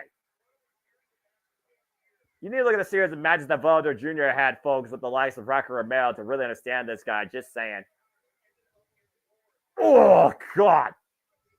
Gets to the midsection. Thrown off to the side headlock. John Moxley sends him up the ropes. Meanwhile, handstand springboard. Whoop. John Moxley with a skeleton, though. That's the clothesline. And Volador Jr. takes John Moxley down with the Tejas to the outside. There's a question in the OMN group chat. Apparently, Noah, maybe you can answer this. Where's Wheeler Yuta been? That's a good question. I don't know if he's injured or not. I believe he's still Ring of Honor Pure Champion, but I haven't even heard Hino tell of him lately on Ring of Honor. I don't know. The last time I remember seeing him, I think he was defending the Ring of Honor Pure Championship, but I forget who. Emotions boiling over here. Referee Brandon Martinez trying to gain control here. Golly. Vicious chop by Moxley there. Again, John Moxley right now and Volador Jr., the two legal men. Volador, though, again, outspeeding Moxley. Creating distance off the ropes, and Volador up and over. Lands on his feet, though. It's weird to see a luchador without a mask. Yeah, right? Whoa, Tope Suicida! Like, we know how sacred the masks are to them, so he must have had one at one point and lost it in a match. Well, we also know in the art of Lucha Libre, sometimes when a luchador loses their mask, that's the end of their career as well. That's how sacrilegious the mask is. And we will continue the action here. And this match with some very combustible elements. And Restaurant Quiet, picture, folks. Stay tuned. Anyway, we've got a moment to breathe here. Yes. Docena doesn't in Spanish. Oh, okay. Thank you, Walter. But yeah, as far as Wheeler Yuta goes, I don't think he's been in action since losing the hook. Oh, God! For the FTW Championship during the 0 hour at the end of December last year, but I could be wrong. I looked that up. That's a good question. Tab made to Brian Daniels. And again, folks, if you are a fan of CMLL, if you are a fan of Lucha Libre, if you are a fan of professional wrestling, check out NJPW and their Fantastica Mania tour that's coming up. And also this Sunday in Osaka, it's Will Ospreay's last match in New Japan Pro Wrestling. Dog Pound Steel Cage, 5-on-5, 10-man action. It will be United Empire versus the War Dogs. We also have Zack Sabre Jr. versus Brian Danielson 2, where Zack Sabre Jr. says he will tap Brian out. And it's Kazuchika Okada versus Hiroshi Tanahashi for the final time. And so much more. Oh, God. Caught him with the buzzsaw kick. Cover, hook on the far leg, and a 2 count. What do you think about the mysterious video they've been showing on NXT lately? They showed it at Vengeance Day, showed it again last night. The whole 3 faces. I'm wondering if that's not for Kazuchika Okada, bro. Well, Okada's had that attitude of Inokiism. He's also had that attitude of fun. And at the end of the day, he's also one of the most serious final boss competitors you will ever meet in this business. He holds himself to that high of a regard. It does lead me thinking about the dark screen and the steps. Takes me back to the Wrestle Kingdom 14 entrance. It could be him, but I'm just not sure. Although Kazuchika Okada is either dragging out, fuck WrestleMania. That's the match I want to see now at Stand Delivered. I argue to say your NXT Stand Delivered will be more important to me than Wrestle Kingdom or WrestleMania. I just said it out loud. So it's not too far of a possibility, but the thing that throws me off is the text. The text is so weird. It reminds me of Slender Man. It just feels like somebody more manipulative and dark and rather fierce and dangerous in a different capacity. But I can't, picture it to who. The only other person I could think of that might show that violent tendency that could work, also from New Japan, Tama Tonga. Tama Tonga's done New Japan Pro Wrestling too, not to mention Son of a Girl, cover too. So it makes me think it is a free agent from New Japan, but I don't think it's Okada because at the end of the day, Kazuchika Okada is fucking Kazuchika Okada. I know Michael Satomura is a coach and had one match in NXT practically, but Okada is not NXT level. He has made event level. And again, maybe he doesn't want to be the complacent Rainmaker. So I don't know, and I almost don't want to believe it's Okada because I'm just not sure how they'll handle him with their track record. Here comes the big swing, just not the Hechicelo. And welcome back to AEW Dynamite, folks. Trios action here. CMLL versus Blackpool Combat Club. To continue more of my diatribe, I'll do a next picture. I paused myself. I think that was Cinco. That maybe CS. Tag to Jon Moxley. Jon Moxley in the cover immediately and gets a 2 count. Of course, we've seen John can be both a brawler, but he can also be very technical. Jon Moxley's one of those hybrid wrestlers of the sorts that we've seen as of late that has really adapted to any style. He even said that in his diatribe last week after Dynamite, how the Blackpool Combat Club respects legacy, honors all forms of professional wrestling, disciplines themselves in any variety. And in a way, you kind of can see that in every member of Blackpool Combat Club on this trio side. That's our Dave. Catches them with a thrust kick. Takes Jon Moxley down, and Volador Jr. now desperate in need of a tag. I'll just go ahead and finish my sentence real quick. I just don't think it's Okada because I think Okada's performed in NXT, and WWE's track record of male Japanese superstar speaks for itself. Ugh! What the hell happened to Boa? I'm just saying. That's Gar Dorado up and over, up the road. Botch. Messy. Botch. Someone put the graphic up. Arm drag, lace lock, meeting of the minds between Jon Moxley and Brian Danielson. Involuntary. Ooh. Nice step up off Jon Moxley. Thank you. Ugh! Rolling corkscrew kick. Catches Moxley. Now Claudio Castagnoli come in. Handstand, springboard. Whoa! Went for that kick again. Claudio scouted it. That's the clothesline. Up and around. Jesus. What the hair that he got. Pop up to Harris, quite literally. The CMLL continue to see taking advantage here. And it looks like all three luchadors are looking to fly. Stereo topes, one over the top and one between the middle and top rope. And that leaves one man inside the ring. Mascara Dorado. Mascara right now. Escalera up on the second rope. What the hell are you looking for? Wow, man! Nice shooting star press. And wipes the entire field out as the lucha chants rain out. Referee starting his 10 count. Again, it's one of those home invasion type dealies here. Interpromotional trios affairs. So we got CMLL taking on All Elite Wrestling, where John Moxley says, we're not the other company. We actually fight. We actually wrestle here. Damn. Apparently no love lost for the previous employer. And I will give credit due for the other company. They actually have been showcasing quite well Lucha Libre. But I'll just save that conversation for another day. Volador Jr. up in the apron now. Brian Danielson caught with a kick. Hechicero now back in the ring. What the hell is this Mad Wizard looking for? Hammerlock. And he's swinging him out while he's hammerlocking the arm. What a backbreaker. But Dorado's to the legal man. Dorado to the top rope. 550 splash connects. Dorado with the cover of Bryan, and Blackpool Combat Club breaks it up. Oof. You know, that should have been a 3. The ref hesitated to get down there and count, and that hesitation cost the third count. Yeah, I'm about to say. I love Danielson, but that probably should have been a 3 count right there. Yeah. Damn.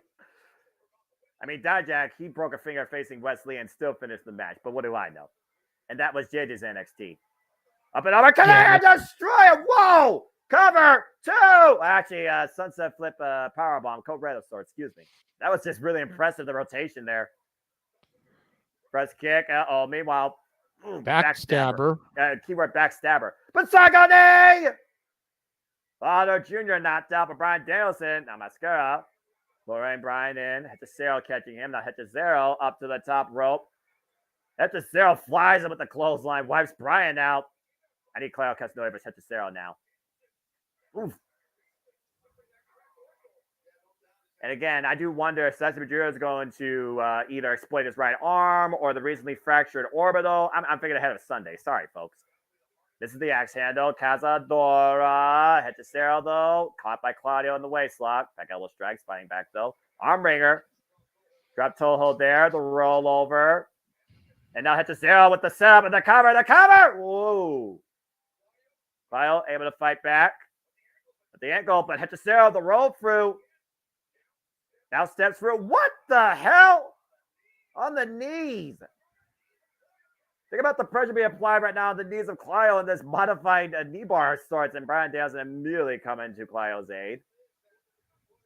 That Yave style that Angelico and Serpentico are known for so well. Hechicero on full display here. For those that don't know, the Yave style is, of course, the technical lucha libre style, a tradition held down in Mexico primarily. Angelico heavily disciplined in that, by the way, with the Navarro Death Row and the Angelico Special too. I need more Angelico on AEW personally, but I know that he and Serpentico are doing stuff in Ring of Honor. Whoa! The Rhino got launched up by Volador Jr. John Moxley wipes out Volador Mascara at the double clothesline. Hechicero now catching John Moxley, throws him in the corner. Whoa, Jesus! That wrapped the jaw with that freaking knee lift. Lyle Hobbery though runs in with the uppercut. Connects looking for the clothesline. Hechicero off the ropes, up and around. Oh, Jesus! Guillotine of swords cover 2. Wow. Good grief. Guillotine DDT. Say that 3 times fast if you dare. Think about the way that Clio landed on his neck, by the way, too. Yeesh. Hechicero. No. Whoa. Ref, watch out, ref. Watch out, ref. Meanwhile. Let us not. There's 3 other CMLL members of ringside. Wait, what just happened? Okay, Claudio with the cover, look at the leg, and Blackpool Combat Club at the win. Wait, what just happened? Hold on. Wait. Well, I mean, yes, only if you get caught, right? Only if you get caught. Perfect knee lift right below the belt in the Fuevos. They're hopping the ring here. The other CMLL members. Blackpool Combat Club's outnumbered. I'm just going to put that out there. I mean, they just competed, though, to be fair. But, I mean, dishonorable win. But at the end of the day, Oh, no, wait a minute. Here we go. Even up the sides. Glenn Ange, Matt Seidel, Christopher Daniels, and Matt Menard. I mean, they may not be allies of the Blackpool Combat Club. At the end of the day, AEW is their turf. Yeah, they may not be allies of the BCC, but they're enemies of CMLL. Well, at the end of the day, this is All Elite Wrestling versus CMLL. This is interpromotional warfare, and I do think something else is coming up very soon between these two promotions. But still, possibly a little forbidden door action. I mean, it's still a possibility. We still have, of course, some sort of announcement to come. What the hell is that in freaking Angelo Parker's hands? Still a kind of nice action rolls on. Chris Jericho versus Konosuke Takeshita. And, of course, our main event, Texas Tornado Tag for the AEW Tag Team Championships. Ricky's Thoughts and Big Bill versus Sting and Darby Allin. A fun trios match, though. As Blackpool Combat Club outsmarts CMLL, at least this time. And, outsmart, punching the cock, whatever works. Wait, whoa. Meanwhile, backstage. Uh-oh.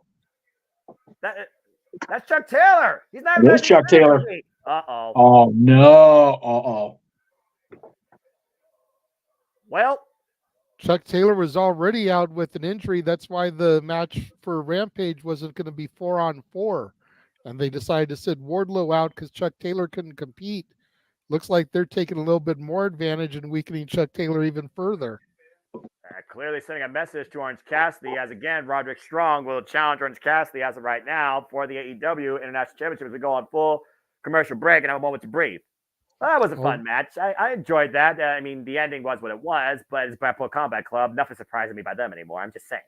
No, that's fair. While we're on a full commercial break, I know Jeff wanted to throw to our most recent watch-along trailer so we can see everything else that Noah's going to be losing his voice to.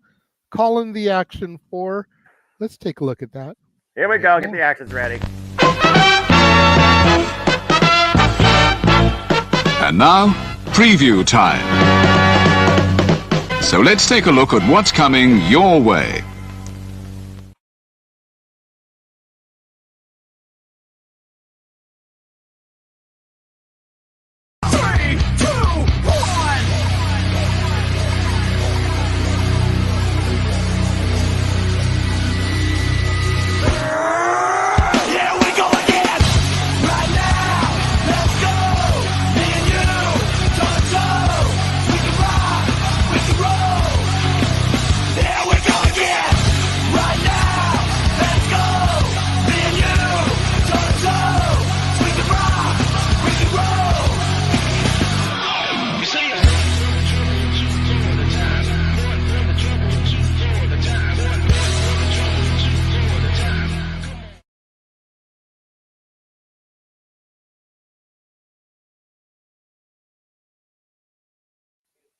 All the professional wrestling, damn it, and sports entertainment. Though NXT is kind of taking more of my attention. Spread that love. Learn the rest of them, Noah. Learn the rest of them. The next they must unlearn what they have. The next step is for Noah to go to www.shot.com and buy the Ladies of Chase U calendar. That way he can mark down all the NXT watch-alongs on the calendar. They actually have to keep it in stock for more than a day first, though. Hey, you know what? It's back in stock. Last I checked. No, it's sold out again? Wow. People are all wow. about. Hopefully Walter got it this time. Nope, Noah, he didn't. to your point, Revolution, Roadblock, and Sacrifice are all the same week. Yep. At first, we were just acknowledging Revolution and Roadblock, but Sacrifice is that Friday. Yeah. Yeah. Noah is going to be going insane in the brain. May as well call him Be Real from Cypress Hill. Winter phase of happened. Back. Winter phase of happened, I suppose. Happy birthday to me after my 41st birthday. That whole next week, we got 3 watch-alongs. I'm here for it, brother. Hey, all the wrestling. Oh, it's Tony Khan's announcement. Let's see what he's Here we go. Here we go.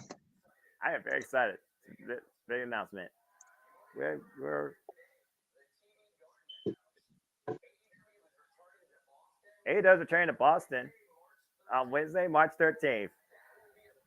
That will be a very important night for AEW entire wrestling world industry, because Wednesday, March 15th, 5 weeks in the night, will be AEW Big Business. AEW Big Business. Oh, it's a theme Dynamite. And look at that. Special event. So wait a minute. Big Business in Big Business Boston. In Boston. Boss. Announced from the boss himself. Interesting. I like the graphic. So And folks, look at stay the way tuned for the that. city is sparkling, very much like her old entrance. Yeah. Big business, I folks. Get your tickets now. seriously doubt that's gonna have to be the debut of Mercedes Moné. It's gotta be. It's gotta be. And I'm all for it, because I want to see business pick up for this fucking women's division with the Virtuosa as champion and a boss opposition to face her. But in the meantime, Mercedes will be in catering after 6 weeks. So try and be optimistic on the AEW women's division booking. Have Tony Khan give me a reason to be optimistic about the women's division booking. That's fair. Anyway, Judas is playing, so I'm just going to be quiet right now. As of course, now we move into our exhibition here. Chris Jericho, 28-8-1 singles record, coming off a win against Kyle Fletcher last week as the war against the Don Callis family continues. As of course, JJ, tonight he faces Konosuke Takeshita for the second time ever in one-on-one action. The last time these two faced each other, Jericho got the better of the former 5-time KOD champion in DDT Pro in November in a 23-minute bout. What's funny here, though, is the very first time Chris Jericho and Konosuke faced each other was as a tag team, when Don Callis was trying to manipulate, it seemed, Chris Jericho into his new family. And, of course, the truth was found through a painting by Mel Coleman, shattered across his head. And Chris Jericho's been at odds end and will stop at nothing to get his hands on Don Callis, as everybody enjoys the Judas sing-along. My life, da-da-da. Anyway, non-copyright. I don't care what anyone says. There's never a bad time for a Judas sing-along. No, not at all. I'm just going to say that for the record.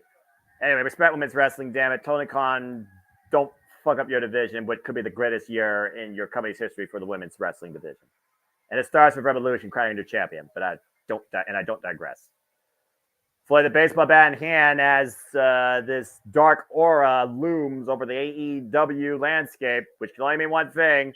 Here comes the Alpha, accompanied by the virus, Don Callis. Oh boy. Of course, JJ, Don Callis, christened Konosuke Takeshita the Alpha. Record now 27-10 after beating Kenny Omega last year at AEW All Out. Takeshita, one of the most unique rising stars on the scene now, underneath the dark influence and tutelage of Don Callis. First note to Takeshita also has a loss previously to not only Chris Jericho, but the Golden Jets.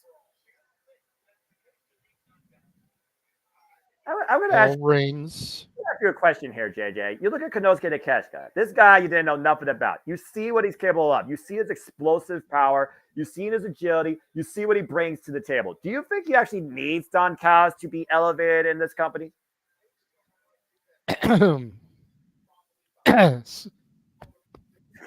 Fuck no. Okay. I was wondering, like, what took us such experience for so long? Don Callis and Chris Jericho again. Don Callis through over 30 plus years of friendship for money and power. No surprise there as Jericho sets Takeshita up and over face first in the apron. Keska right now, a little bit taken away by that. Oh my goodness. Did I just see what I thought I saw? Yes, you did. 'Cause it looks like Don Callis tried to smack the shit out of Takeshita. He did. Because he's trying to fuel Takeshita's hatred. Remember, that's the whole reason Kyle Fletcher joined the Don Callis family. And of course, Kyle Fletcher, current Ring of Honor World Television Champion, lost to Chris Jericho last week. And of course, we saw the Don Callis family still have their MO out for Chris Jericho. That's why Sammy Guevara right now is nowhere to be seen. Once again, out injured. Let's not forget, Battle of the Belts 9, called brilliantly by you guys, by the way. It started off with a freaking street fight against Ricky Starks and Big Bill. And it was the Don Callis family with the brain bust on the floor of Jericho.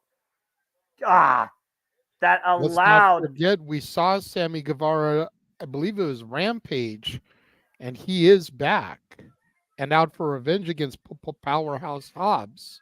Considering Powerhouse Hobbs put Ricky Starks out of the way after a freaking fall from grace, turned into a nightmare that literally costs them the titles.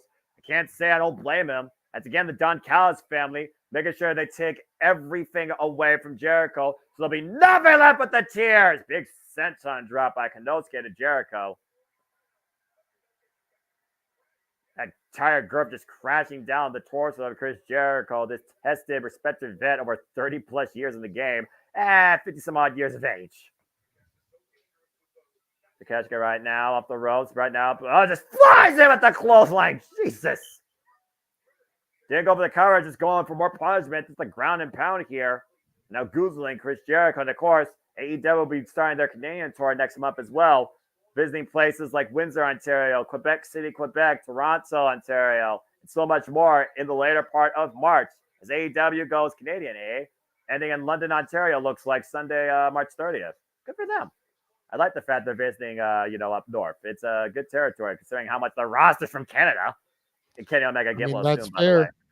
Definitely a lot of history in the Canadian era. You think about Bret Hart, you think about Owen Hart, of course. You think about Chris Jericho, Kenny Omega. Calgary Stampede. And of course, the Owen I don't Hart. think the Owen will happen then. It's a little too early. They tend to do that in June. I agree. Double or Nothing, like right after Double or Nothing. I agree, but usually, again, we're talking about the Canadian stuff. Let's not forget, again, Calgary Stampede, but Houston. Speaking of the devil, there's Sammy Guevara. Powerhouse Hobbs is unaffected by that chair shot. Well, no, of course he's not. You seen how massive Powerhouse Hobbs is? Yeah, but again, Sammy, he's local, right? Off the steps with the cutter! Well, that's one way to even the odds. And again, Sammy Guevara with the equalizer now. The Hobbs see if he's brought here. Oh, Jesus! Unprotected air shot to the dome sends Hobbs over the barricade. He didn't see that coming at all. Meanwhile, Konosuke flies in though with the knee, pushes Jericho, bats in the corner, elevated knee strike. As security right now is going after Sammy and Powerhouse Hobbs, who are fighting amongst the fans to protect the fans, for Pete's sake. Wrecking ball drop kick by Chris Jericho takes Konosuke down to the floor. We gotta watch Don Callis though, still looming on the outside. And Chris Jericho donning that mask. The Oni mask, Oni for those that don't know, is a Japanese deity. Crashing down on Konosuke Takeshita. As this match and this war between Jericho and the Don Callis family will continue now in Restaurant Quiet Picture in Picture. So, yeah, an announcement that Tony Khan is going to book AEW Dynamite, TD Garden, where Big Business will be presented and will pick up. Yes, so, and it is now official. We will be doing a watch along for that. Jeff has just made the graphic, sent it to me. I don't know if he has it loaded, so I'm going to try and talk and stall until I see it pop up on the screen. Come on, Jeff, you can do it. Because we're going to see the graphic. And Noah, do you see the way they spelled Boston? With two S's that are dollar signs. Well, Big Business. The boss. Big money. Or Monet.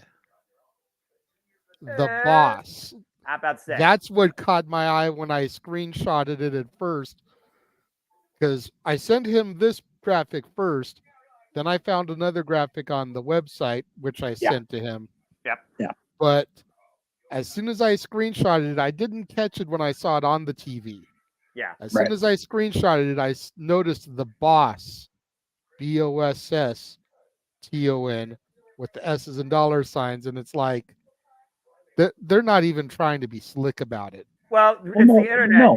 You can't protect anything. It's probably already been spoiled by every clickbait, dirt sheet, or foolish individual with a Reddit account right now. Because nothing's sacred in this industry. You know that. So Tony Khan had to make just the obvious herring.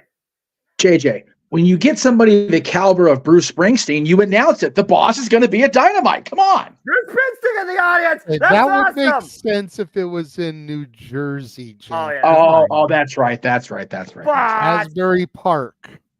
It wasn't a botch. It was on purpose, you shit.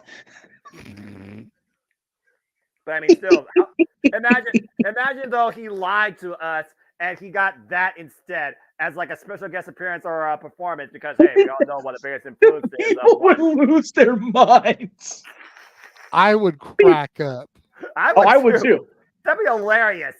What you do is you have Bruce walk out there, people just, and then he puts his arm out, and Mercedes walks out there and goes, "Oh, sorry, I'm late. I'm good. I'm here. Hey, Mercedes Monet rolls with the stars, right? Because she's worth that money, right? That's big business. Let's have that money, dude. Gotta have that money. I hope I'm sorry. Go ahead. I was just saying, I hope this completely non-subtle graphic actually means it because, man. Whether she's in catering in 6 weeks or not, damn, it's going to be good to see her getting some quality time. Anyway, I completely agree with what Matthew said. I still don't think that she's going to elevate or help the women's roster all that much. Way too much baggage and not worth the money that, TK had to shell out for her.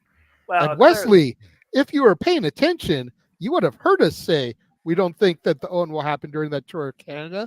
Thank you for tuning in and paying attention. And Kanosuke flies with a toe pick all over the top to the floor, wipes out Jericho. As we are back, folks. AEW Dynamite continues tonight. Our main events to the company AEW Tag Team Championships. Darby Allin and Sting taking on Ricky Starks and Big Bill. And speaking of our champs, of course, they were able to successfully handle business, defending against Chris Jericho and Sammy Guevara. Faces on Kyle's family. Made official now Wednesday, March 13th. AEW Big Business from the TD Garden in Boston, Massachusetts. Big business going down. Oh! In Boston. Do you think it's a mistake for AEW to do a TV special that close coming out of Revolution? Considering it's literally the following week after, what the Lions saw missing. I mean, again, March is going to be a madhouse of madness in this industry, considering everything's going to be prepared to go on at the end of the month. And you consider that the week that we just talked about, Revolution, Roadblock, and Sacrifice. That's 3 companies doing something on the same week. I think Tony Khan was kind of wiser to do it afterwards because that week has nothing right now besides them as the focus. Well, but my point is that you're already getting Revolution in March.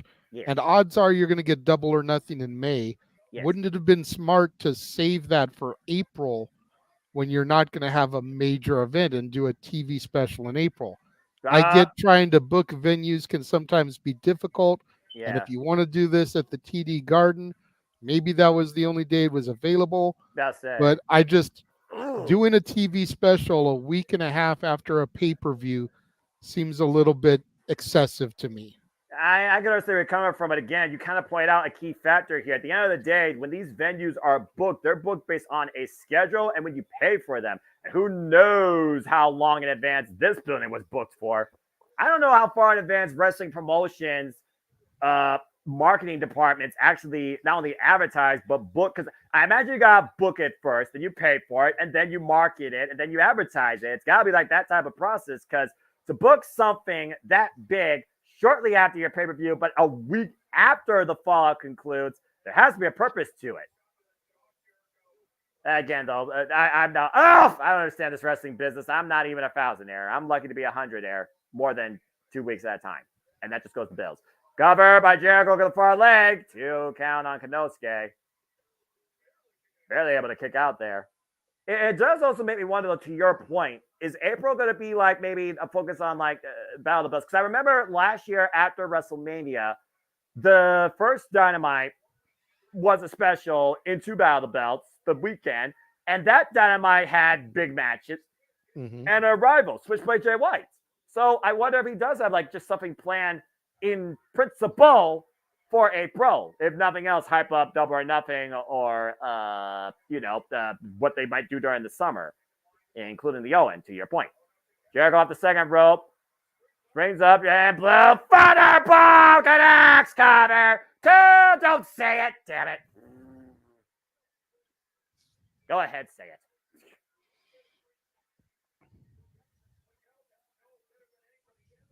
You're not going to say it?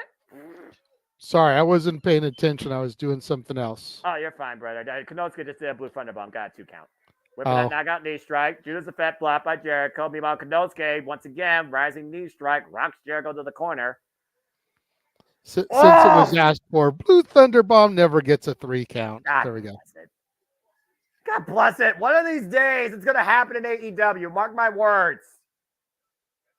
Because AEW does it more than... Never mind. I'm not going there. Hurricane Rana at Sam. Jericho going to the high rent district. This is not going to end well, I fear. No. The mounting position. You can see. Oof. Ooh. I think his head just dodged the post up, thankfully, but still, that was not pretty. That was nasty. Barely. And what the hell is Konosuke looking for here? Oh, man! Avalanche Blue Thunderbomb! Cover 2! No, Jesus. And that was just because that was a see it one more time. Really slow cover up. Watch this. Boom. God damn. Imagine the shock up your body for Jericho when he landed on that. Ouch. Jericho rocked. Konosuke looking for the knockout knee strike. Knee pad down. Jericho catching in the double leg. The turnover. Looking for the walls. But again, the work. Callis with the chair, though. Oh, slide the chair into the rain. And Bryce sees it. Meanwhile, Don Callis. The red herring. Of course he saw it. Oh, Jesus! He just screwed Driver Jericho in the head. The fuck, man! And now Takeshita putting Jericho into the walls himself. Okay, now that's a statement. That's a wrong statement. Jericho's knocked out 2. He got spiked. There goes 1. There goes 2. You have got to be fucking kidding me. Not like this. Oh, Jericho still has some fight in him. Chris Jericho's still alive in this. Takeshita driving him to the center of the ring. Oh, high angle. JJ, ow. High angle. Remember the shock up the spine. Jericho had no choice but to tap. It's a little bit closer to the OG Lion Tamer. He just didn't have the knee in the back of the neck there. Yeah, he didn't need it, though, after that impact off that Avalanche Blue Thunderbomb. Again, the shot driven up Chris Jericho's spine and body. That was fugly. That's an insulting win, though. But again, Don Callis gets the better of Chris Jericho and embarrasses him. Konosuke Takeshita, the alpha, beats the other alpha, Chris Jericho. And the Don Callis family once again tries to take everything they can away and leave nothing but the tears. Jericho left a heap. Well, still the kind of night. Our main event comes up very soon as the AEW title chairs will be on the line. Ricky Starks and Big Bill defending against Sting and Darby Allin. Texas Tornado Tag Rules. And our main event is coming up next. So stay tuned, folks. See if Sting gets one last accolade before it's showtime for the final time. The Sounders growing weary of the repetition in the chat room. Anyway. Yep. What about the chat room? I'm not looking at the chat room. Don't worry about it. I said the Founders getting weary of the bullshit in the chat room from particular people that just don't understand. So it's okay. Yeah, and I'm just telling Noah, don't worry about it. I'm just Van Hammer's for Muckerfuthers. Anyway. I'm just looking at the monitor. I'm just doing my job. I'm just looking at No. You are doing exactly what we need you to do. You're good. Now, I will say before, since we have a full commercial, we're not calling to action or whatever. I just want to say again, thank you to everybody who is tuning in. I know we didn't get a whole lot of promotion about this as far as on before we went live. That was my fault because I was trying to balance the Greg Cherry show. And the flood that's coming back in tonight, apparently. So I get to try to bottle all that shit up before I go out for the night. That'll be fun.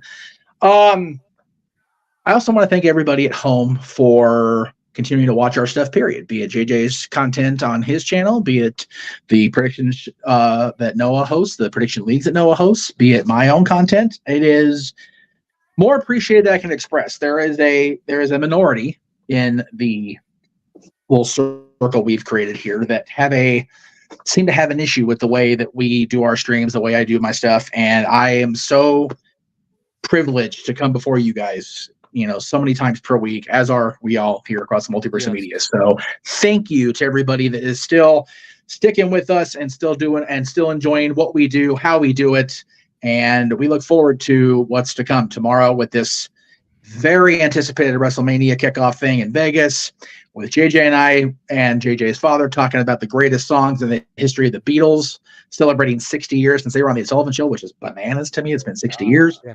And it was 60 years ago today, actually, that they touched down in New York. Yes. Ahead of their appearance on the Ed Sullivan Show. They weren't even in the building yet. Was that the airport that would become JFK Airport? Yes. Okay. I'm not sure if it had already been renamed or not, but yes, it was that airport. It may have been. It was only a few months after February of '64, so it could have. Yeah. It could have been. I'll have to look into that before we go live on Friday. We'll have to check that out for sure.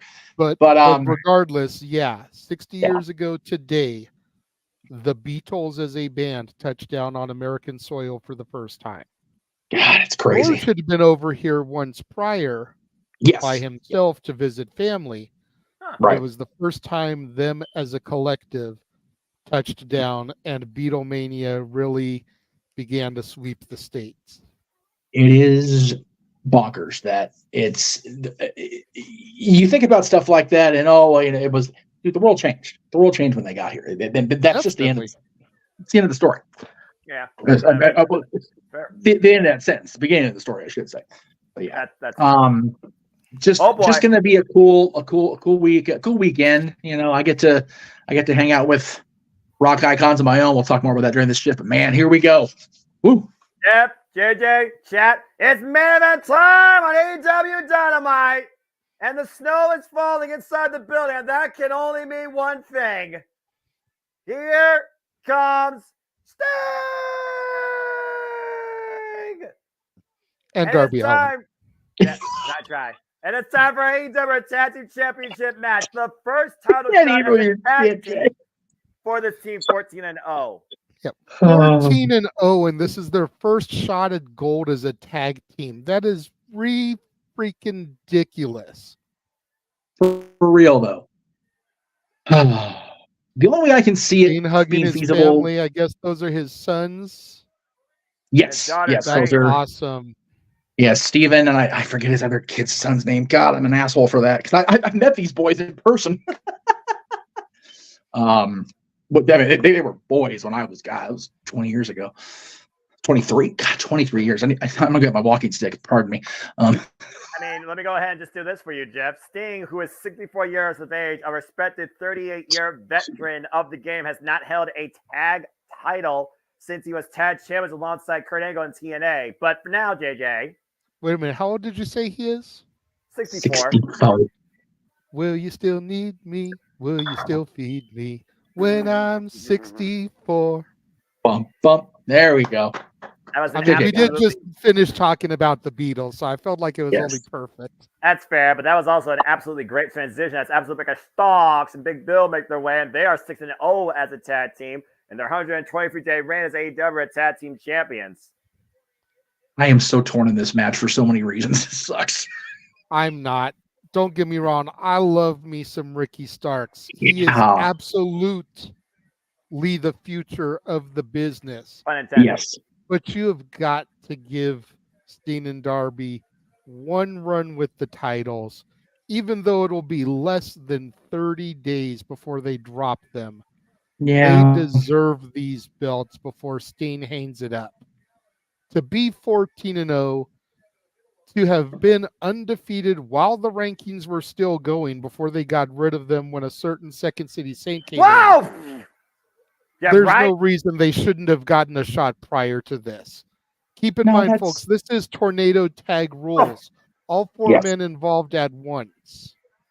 Yeah, you see referees on the outside. Keep an eye on all four men. But again, the pinfall can only take place inside the ring. JJ as Darby Allin driven head first into the barricade. Right in front of Steen's kids, by the way. Oh, sure. Oh, yeah. Sting and Ricky Starks are, of course, finding out amongst the audience. As AEW is always about that interactive fan engagement.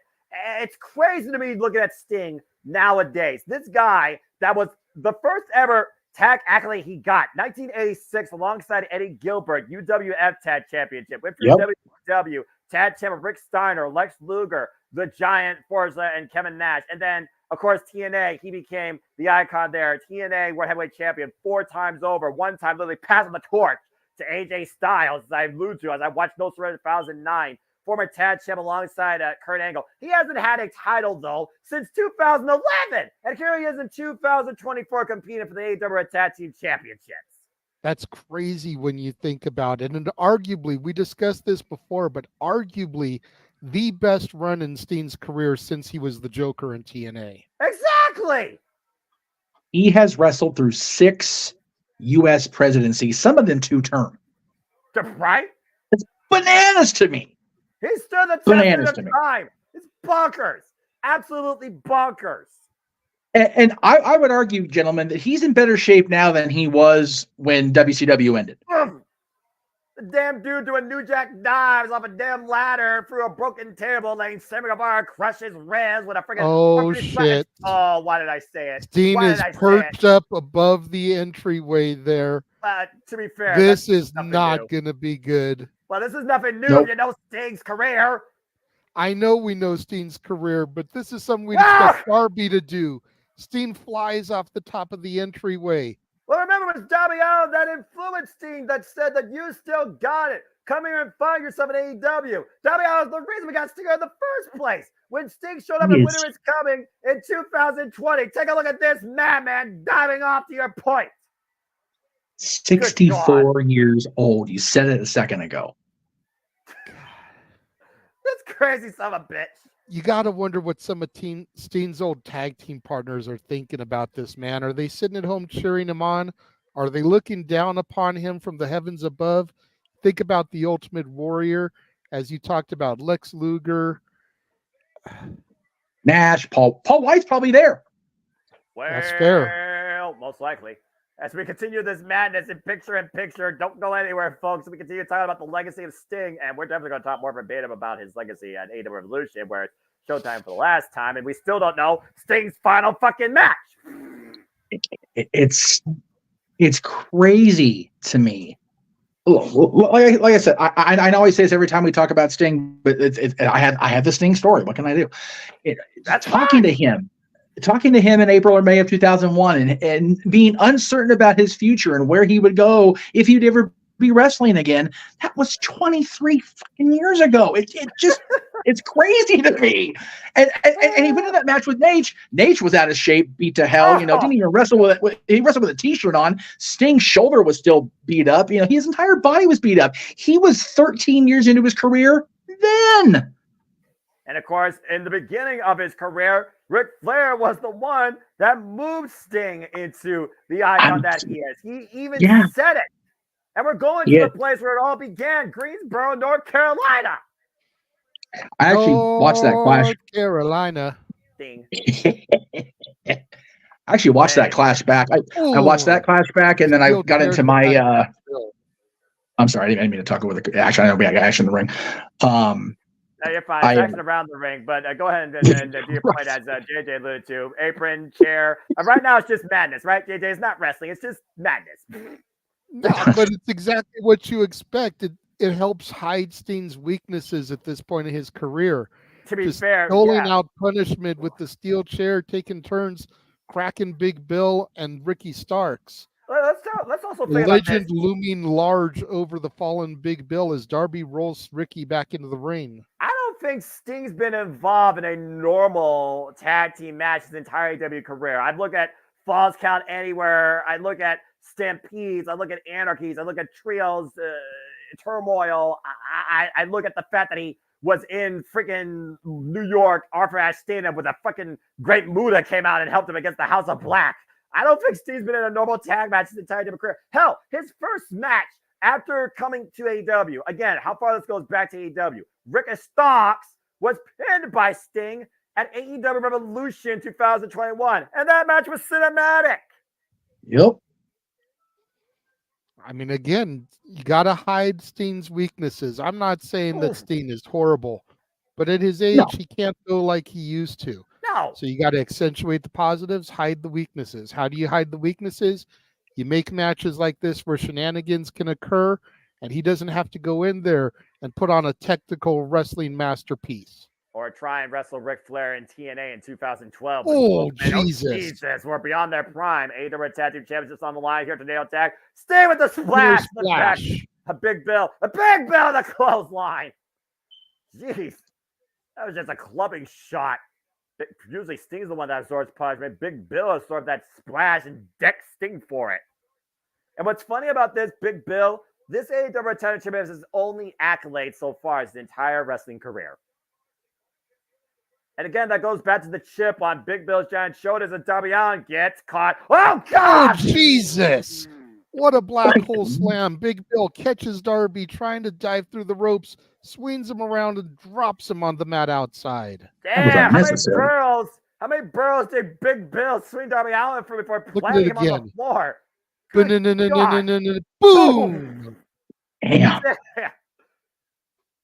Oh, man. Chris Parks at home going. Left in the ring is Ricky Starks.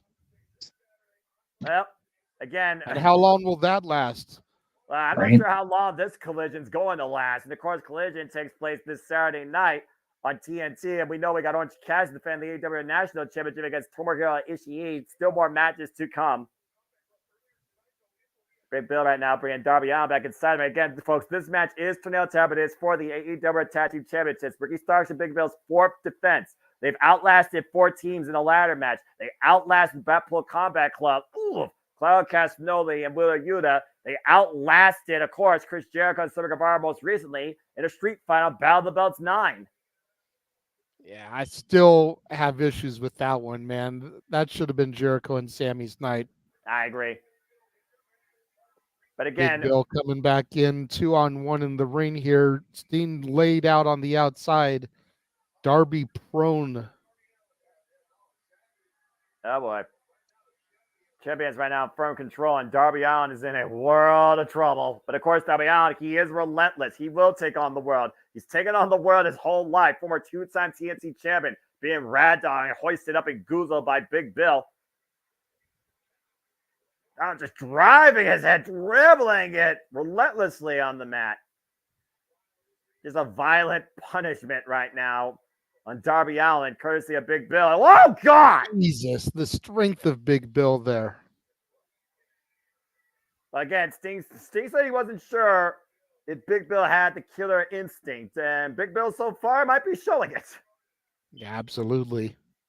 Sting nowhere to be found right now as Big Bill goes to the outside. Ricky Starks and Darby Allin, no strangers to each other. Apparently no respect for each other as far as Ricky Starks goes, even though Darby Allin respects him. Meanwhile, Big Bill going underneath the ring. Shit. Well, out come the toys. Bring the plunder. Big Bill, get the table. And we all know the history of Sting and tables to a degree in AEW. And again, we made the point earlier, he who sets it up traditionally goes through it. Yeah, but about to say, which one of them goes through it, though, as both right now are working together.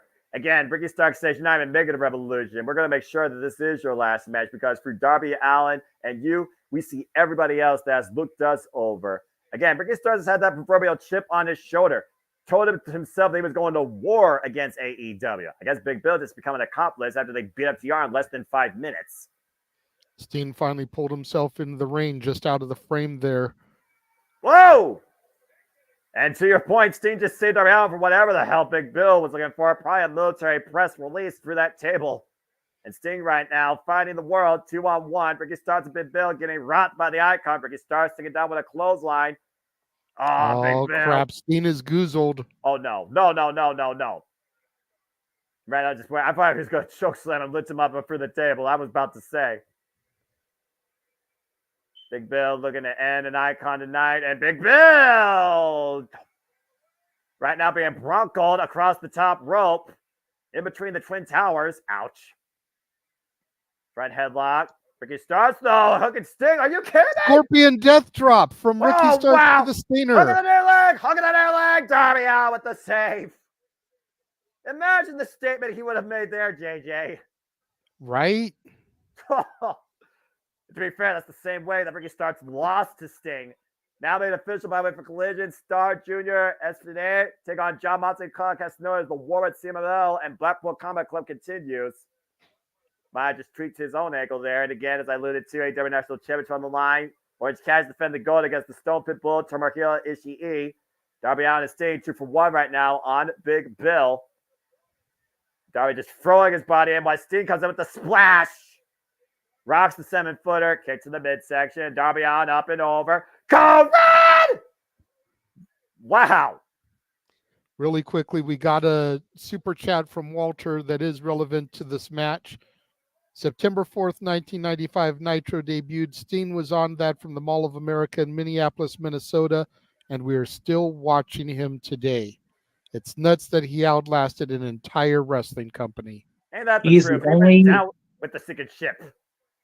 He's the only person on that show still active, whether they've passed on since then or retired or whatever. Sting is the only guy on that entire Nitro show still active in the wrestling business, period. And meanwhile, oh, God!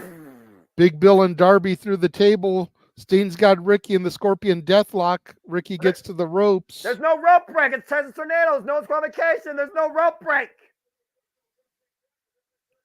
Good fish aim by the referee, reminding Ricky Starks there's no rope break here. Ricky Starks able to get his body out far enough to force the break from Sting, while Darby Allin sent Big Bill and him crashing through the table. Sting falls again. Oh, no! Steiner splash misses. Ricky was able to get that turnbuckle pad off. That exposed still into the chest of Sting. And Ricky Starks right now, he's scouting Sting. Say it was going to end the Icon's career. A little bit of reluctancy on Ricky Stark's face possibly here. Yeah. When Sting A little found bit of out, though, hesitation. Spear. the cover to retain the titles. No! Interesting story. That was interesting. Come on, let's be honest That here. almost felt like a Shawn Michaels, Ric Flair, I'm sorry, I love you moment. Well, He didn't want to do it, but he's got to try to keep his titles. But again, JJ, Jeff, who did not grow up some point as a little Stinger? Yeah, no. That's just me, so. There you go. Because I came into it so late. You got to figure. Yeah.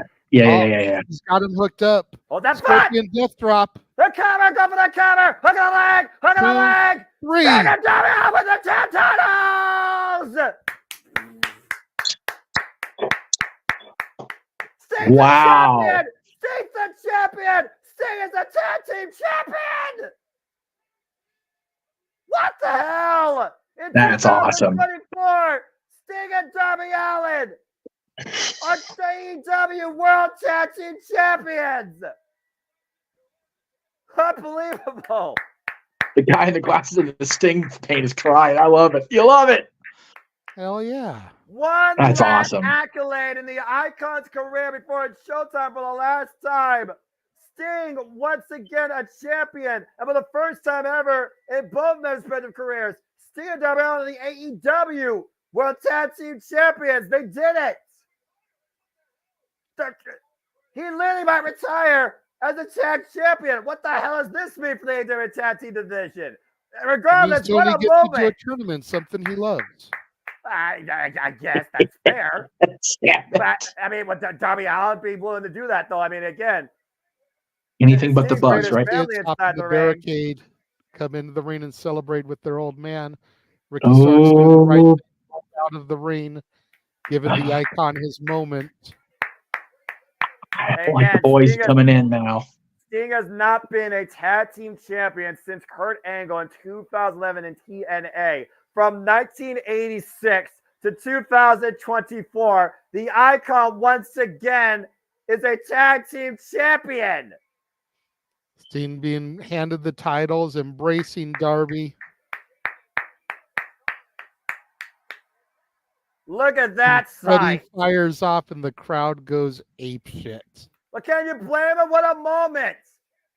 I On know the it's the verge. moment. I'm just trying to sell the moment. I know. I'm just. What Oh, the fuck? Jesus. Son of a bitch. Stop fucking corporate box! And Nick Jackson assaulted Sting and Darby Allin and Sting's family. I knew the boys coming in. Oh, darn it. These freaking twat waffles. Oh. Damn these Bucks. And these white bats in hand. Well, yeah, they're the heroes. Inconsiderate son of a bitch. You couldn't pick a moment with your corporate asses to make a Tony Khan fucking announcement later. Bullshit. Darby's bleeding. Well, that bat bashed him in the head. What the hell? And of course, you're doing everything about it. They're corporate. I don't give a fuck what anyone says about freaking them. They are the absolute worst in existence. Oh, no, not this. Big TE trigger. God darn it. Couple of punk-ass bitches. They couldn't accept the fact they couldn't be the best tag team last year at Full Gear, losing to the better of the elite, Kenny Omega and Chris Jericho. They've been stewing ever since. And since they couldn't get a chance, they were a tag team championships. They're now forcing themselves into it at the expense of Sting and Darby Allin. This is a completely premeditated attack. But it's bullshit. And nobody coming out to help Steen and Darby either. Well, of course not. They're the EVPs, JJ. They can't come out and go against the company. Oh, yeah. They risk being fired. That's true. They'll probably get fired. Get fired or terminated. Heavily fined. Heavily fined, yes. Look, I've seen the corporation. I've seen the authority. I've seen freaking El Jefe and Lucha Underground. But this is just other levels of low corporate bullshit here. Seriously. You know, this is excessive. Yeah. This is a little much. I understand coming out, making a statement to set up your match at the pay-per-view, but this is excessive. Yeah. And now they got the belts in hand, and clearly that's the plan. Well, I did say we don't know what awaits Showtime for the last time. I think we just got our fucking answer. Like it or not, Matt and Nick Jackson just made their intentions known. They want the tag gold. For the man wrestling, JJ Williams. For the man who's name on the marquee, Jeff motherfucking Meacham. I'm the Cemento Foster. Fuck the Young Bucks to oblivion and beyond. Beyond this plane of existence. Thanks for watching our coverage of AEW Dynamite. Yeah, what do you say now? Jeez. I said, did you all find that due? As always, a pleasure. I enjoyed the show of AEW, but I got us to do AEW. So until Saturday night, open mic night. JD, see you then. Jeff, at the same time. God bless you all, and fuck the Young Bucks. Goodbye and good night. Thanks. Have fun with your crew, Noah. Yes, sir. Oh, damn those Young Bucks. Jesus. By the way, the hat choice was not intentional to match those two jackoffs. Let me be clear on that. I've been wearing these hats for a while now. So, Oh, Lord. Yeah, I was wearing these hats before they came back to TV. You hush. Don't give me that trying to get me in trouble. I'm all for Sting. Are you kidding me? God, I want them to burn Greensboro down with the Bucks' blood at this point. Oh, well, I suppose it's about that time, Jay. We're going to go ahead and sign off for the night, but thank you all again. I said it before the main event. Thank you all for watching tonight. Again, make sure you check out this guy's recap of tonight's show tomorrow morning, 9 a.m. Pacific, noon Eastern, as he do. We'll get that graphic to you momentarily. He's a little busy on the air right now. We'll get the graphic up when we get off the air. Fear not, kids. Tomorrow, of course, in the afternoon, we'll have Walter's coverage of the WrestleMania presser. I'll be on the air live after that, so be looking for that tomorrow night. Friday. Where is that graphic? It's in here somewhere. There it is. As we mentioned, JJ and JJ's father, Pop, and I will beyond covering this, JJ? Tell us about this show on Friday. I mean, I don't know what I can say about it that we didn't already say earlier. The top 10 Beatles songs of all time, 3 different people, 3 different lists, celebrating the 60th anniversary of the Fab Four's inaugural appearance on the Ed Sullivan Show. An Ed Sullivan show that also featured one Davy Jones, who would later go on to be part of the Monkees. That's awesome. I forgot Davy was on that show. That's cool. He was with the cast of Oliver as the Artful Dodger. Well, there you go.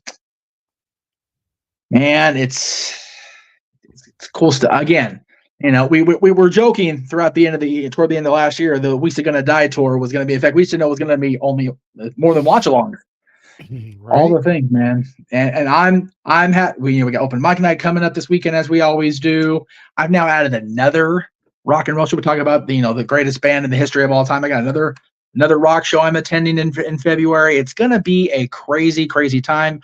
My buddy's Paradise Kitty with Quiet Riot, the LA Dolls on Sunday during the Super Bowl, which I will talk about Super Bowl here momentarily. Next week, I'm going to the Whiskey on, what is that, Wednesday? And then the following Wednesday, man, it's going to be an awesome, awesome time. Of course, we're covering the Super Bowl. Mikey is stoked about that. Our buddy Stat Boy, we're going to be covering the Super Bowl on Sunday. It's a fun time across the Jeff Meacham Multiverse of Media, my friend. I'm happy for him. I've said it a few times, man.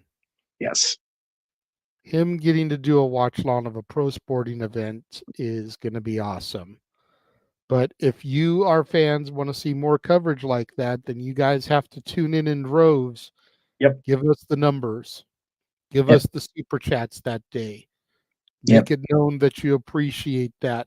And then we'll do the World Series. We'll do the NBA Finals, the Stanley Cup Finals, Indianapolis, Wimbledon, maybe, stuff like that. All the major events. We're not going to do the freaking Bengals and the Lions on a random Tuesday in October. We're not going to do that shit. No. But we'll do major games. Yes. Maybe we'll start doing all-star games. There you go. I'm down for that. Show that you want it. Yep. You guys dictate, as you do with your super chats. You dictate the flow of the conversation during the show. You dictate the flow of the network, guys. It really comes down to you guys at home. And we do appreciate all the super chats this evening. Just a friendly reminder, make sure you guys spread the love out when we do these shows. Absolutely. It's definitely been teetered a little bit more to one side this evening, and I'm not mad at that, but for future, try to spread things out a little bit more evenly. We always encourage everybody to super chat everywhere you can. We understand that, just spread the love. It really, like Noah always says, everything's as simple as that. And we say that quite frequently, but it really is that simple, guys. You got a couple bucks, throw it JJ's way, throw it my way. It's all good. Especially if you guys can super chat other shows on other channels. Right. That's been one of our biggest point of contentions is if we see you in here trying to direct the conversation, trying to hijack the chat room, and not willing to super chat, but we see you on other shows super chatting, we have an issue with that. Yeah, and I think justifiably we are going to begin to take care of things in the chat room. TCB, it's what we do in the JMN, baby. But for now, I'm going to go. We don't even need Shotzi's tank. No, we don't, because I don't want to take her tank. She'll kick my ass. She's crazy. All we need is a mouse to click on. Ooh, look at that. Look what I got. Again, I said it during Greg Sherry's show. I said on Monday. These are powerful things if you let them be. And speaking of things that are powerful, yes, sir. Go back and check out Inside the Mind of the Renegade. Yes. Where I discussed the Rock Roman Cody fiasco. Yeah, and I'll say it here now because I didn't really get to chime in on that because I was so crazy yesterday. Thank you to all the crazy people that drove Simone Johnson off of Twitter. You guys are just real jewels, a lot of you. That's so ridiculous. It really is. She has nothing to do with that. Yep. Oh, I say glad with a very finite grain of salt. I'm only glad I won't be part of Saturday Night because I might go off and get everybody thrown off YouTube of all the negativity that's been going on this week. So I'll be doing my rock and roll thing and just getting that woosah out of the casino, because it's becoming more and more difficult to not address the giant 70-something-year-old elephant in the room without being an ass. So, but and Walter did enjoy your stream yesterday, so there you go. Appreciate that. Yes, it is just viable. All right. We are going to say goodnight from the Multiverse of Media. Thank you to everybody that watched across all the channels. We actually still have people watching now across all the channels, so that's much appreciated. So thank you for that. He is the Renegade. We had the still spectacular voice Noah Foster on the call tonight. I am, of course, Jeff Meacham. We'll see you tomorrow for whatever comes out of this WrestleMania kickoff thing in Vegas. It's going to be crazy. If y'all are going to Vegas, be safe. If you're not already there, take transit. Don't drive. For the love of Christ. It's crazy ass up there. Super Bowl's on Sunday. Thank you guys very much. Have a good night, and we'll see you tomorrow right here across the Jeff Meacham Network Multiverse of Media with all the latest news and craziness within professional wrestling. The Jeff Meacham Network's Multiverse of Media. For over 15 years, the recognized symbol of excellence and the standard bearer in coverage of sports and entertainment.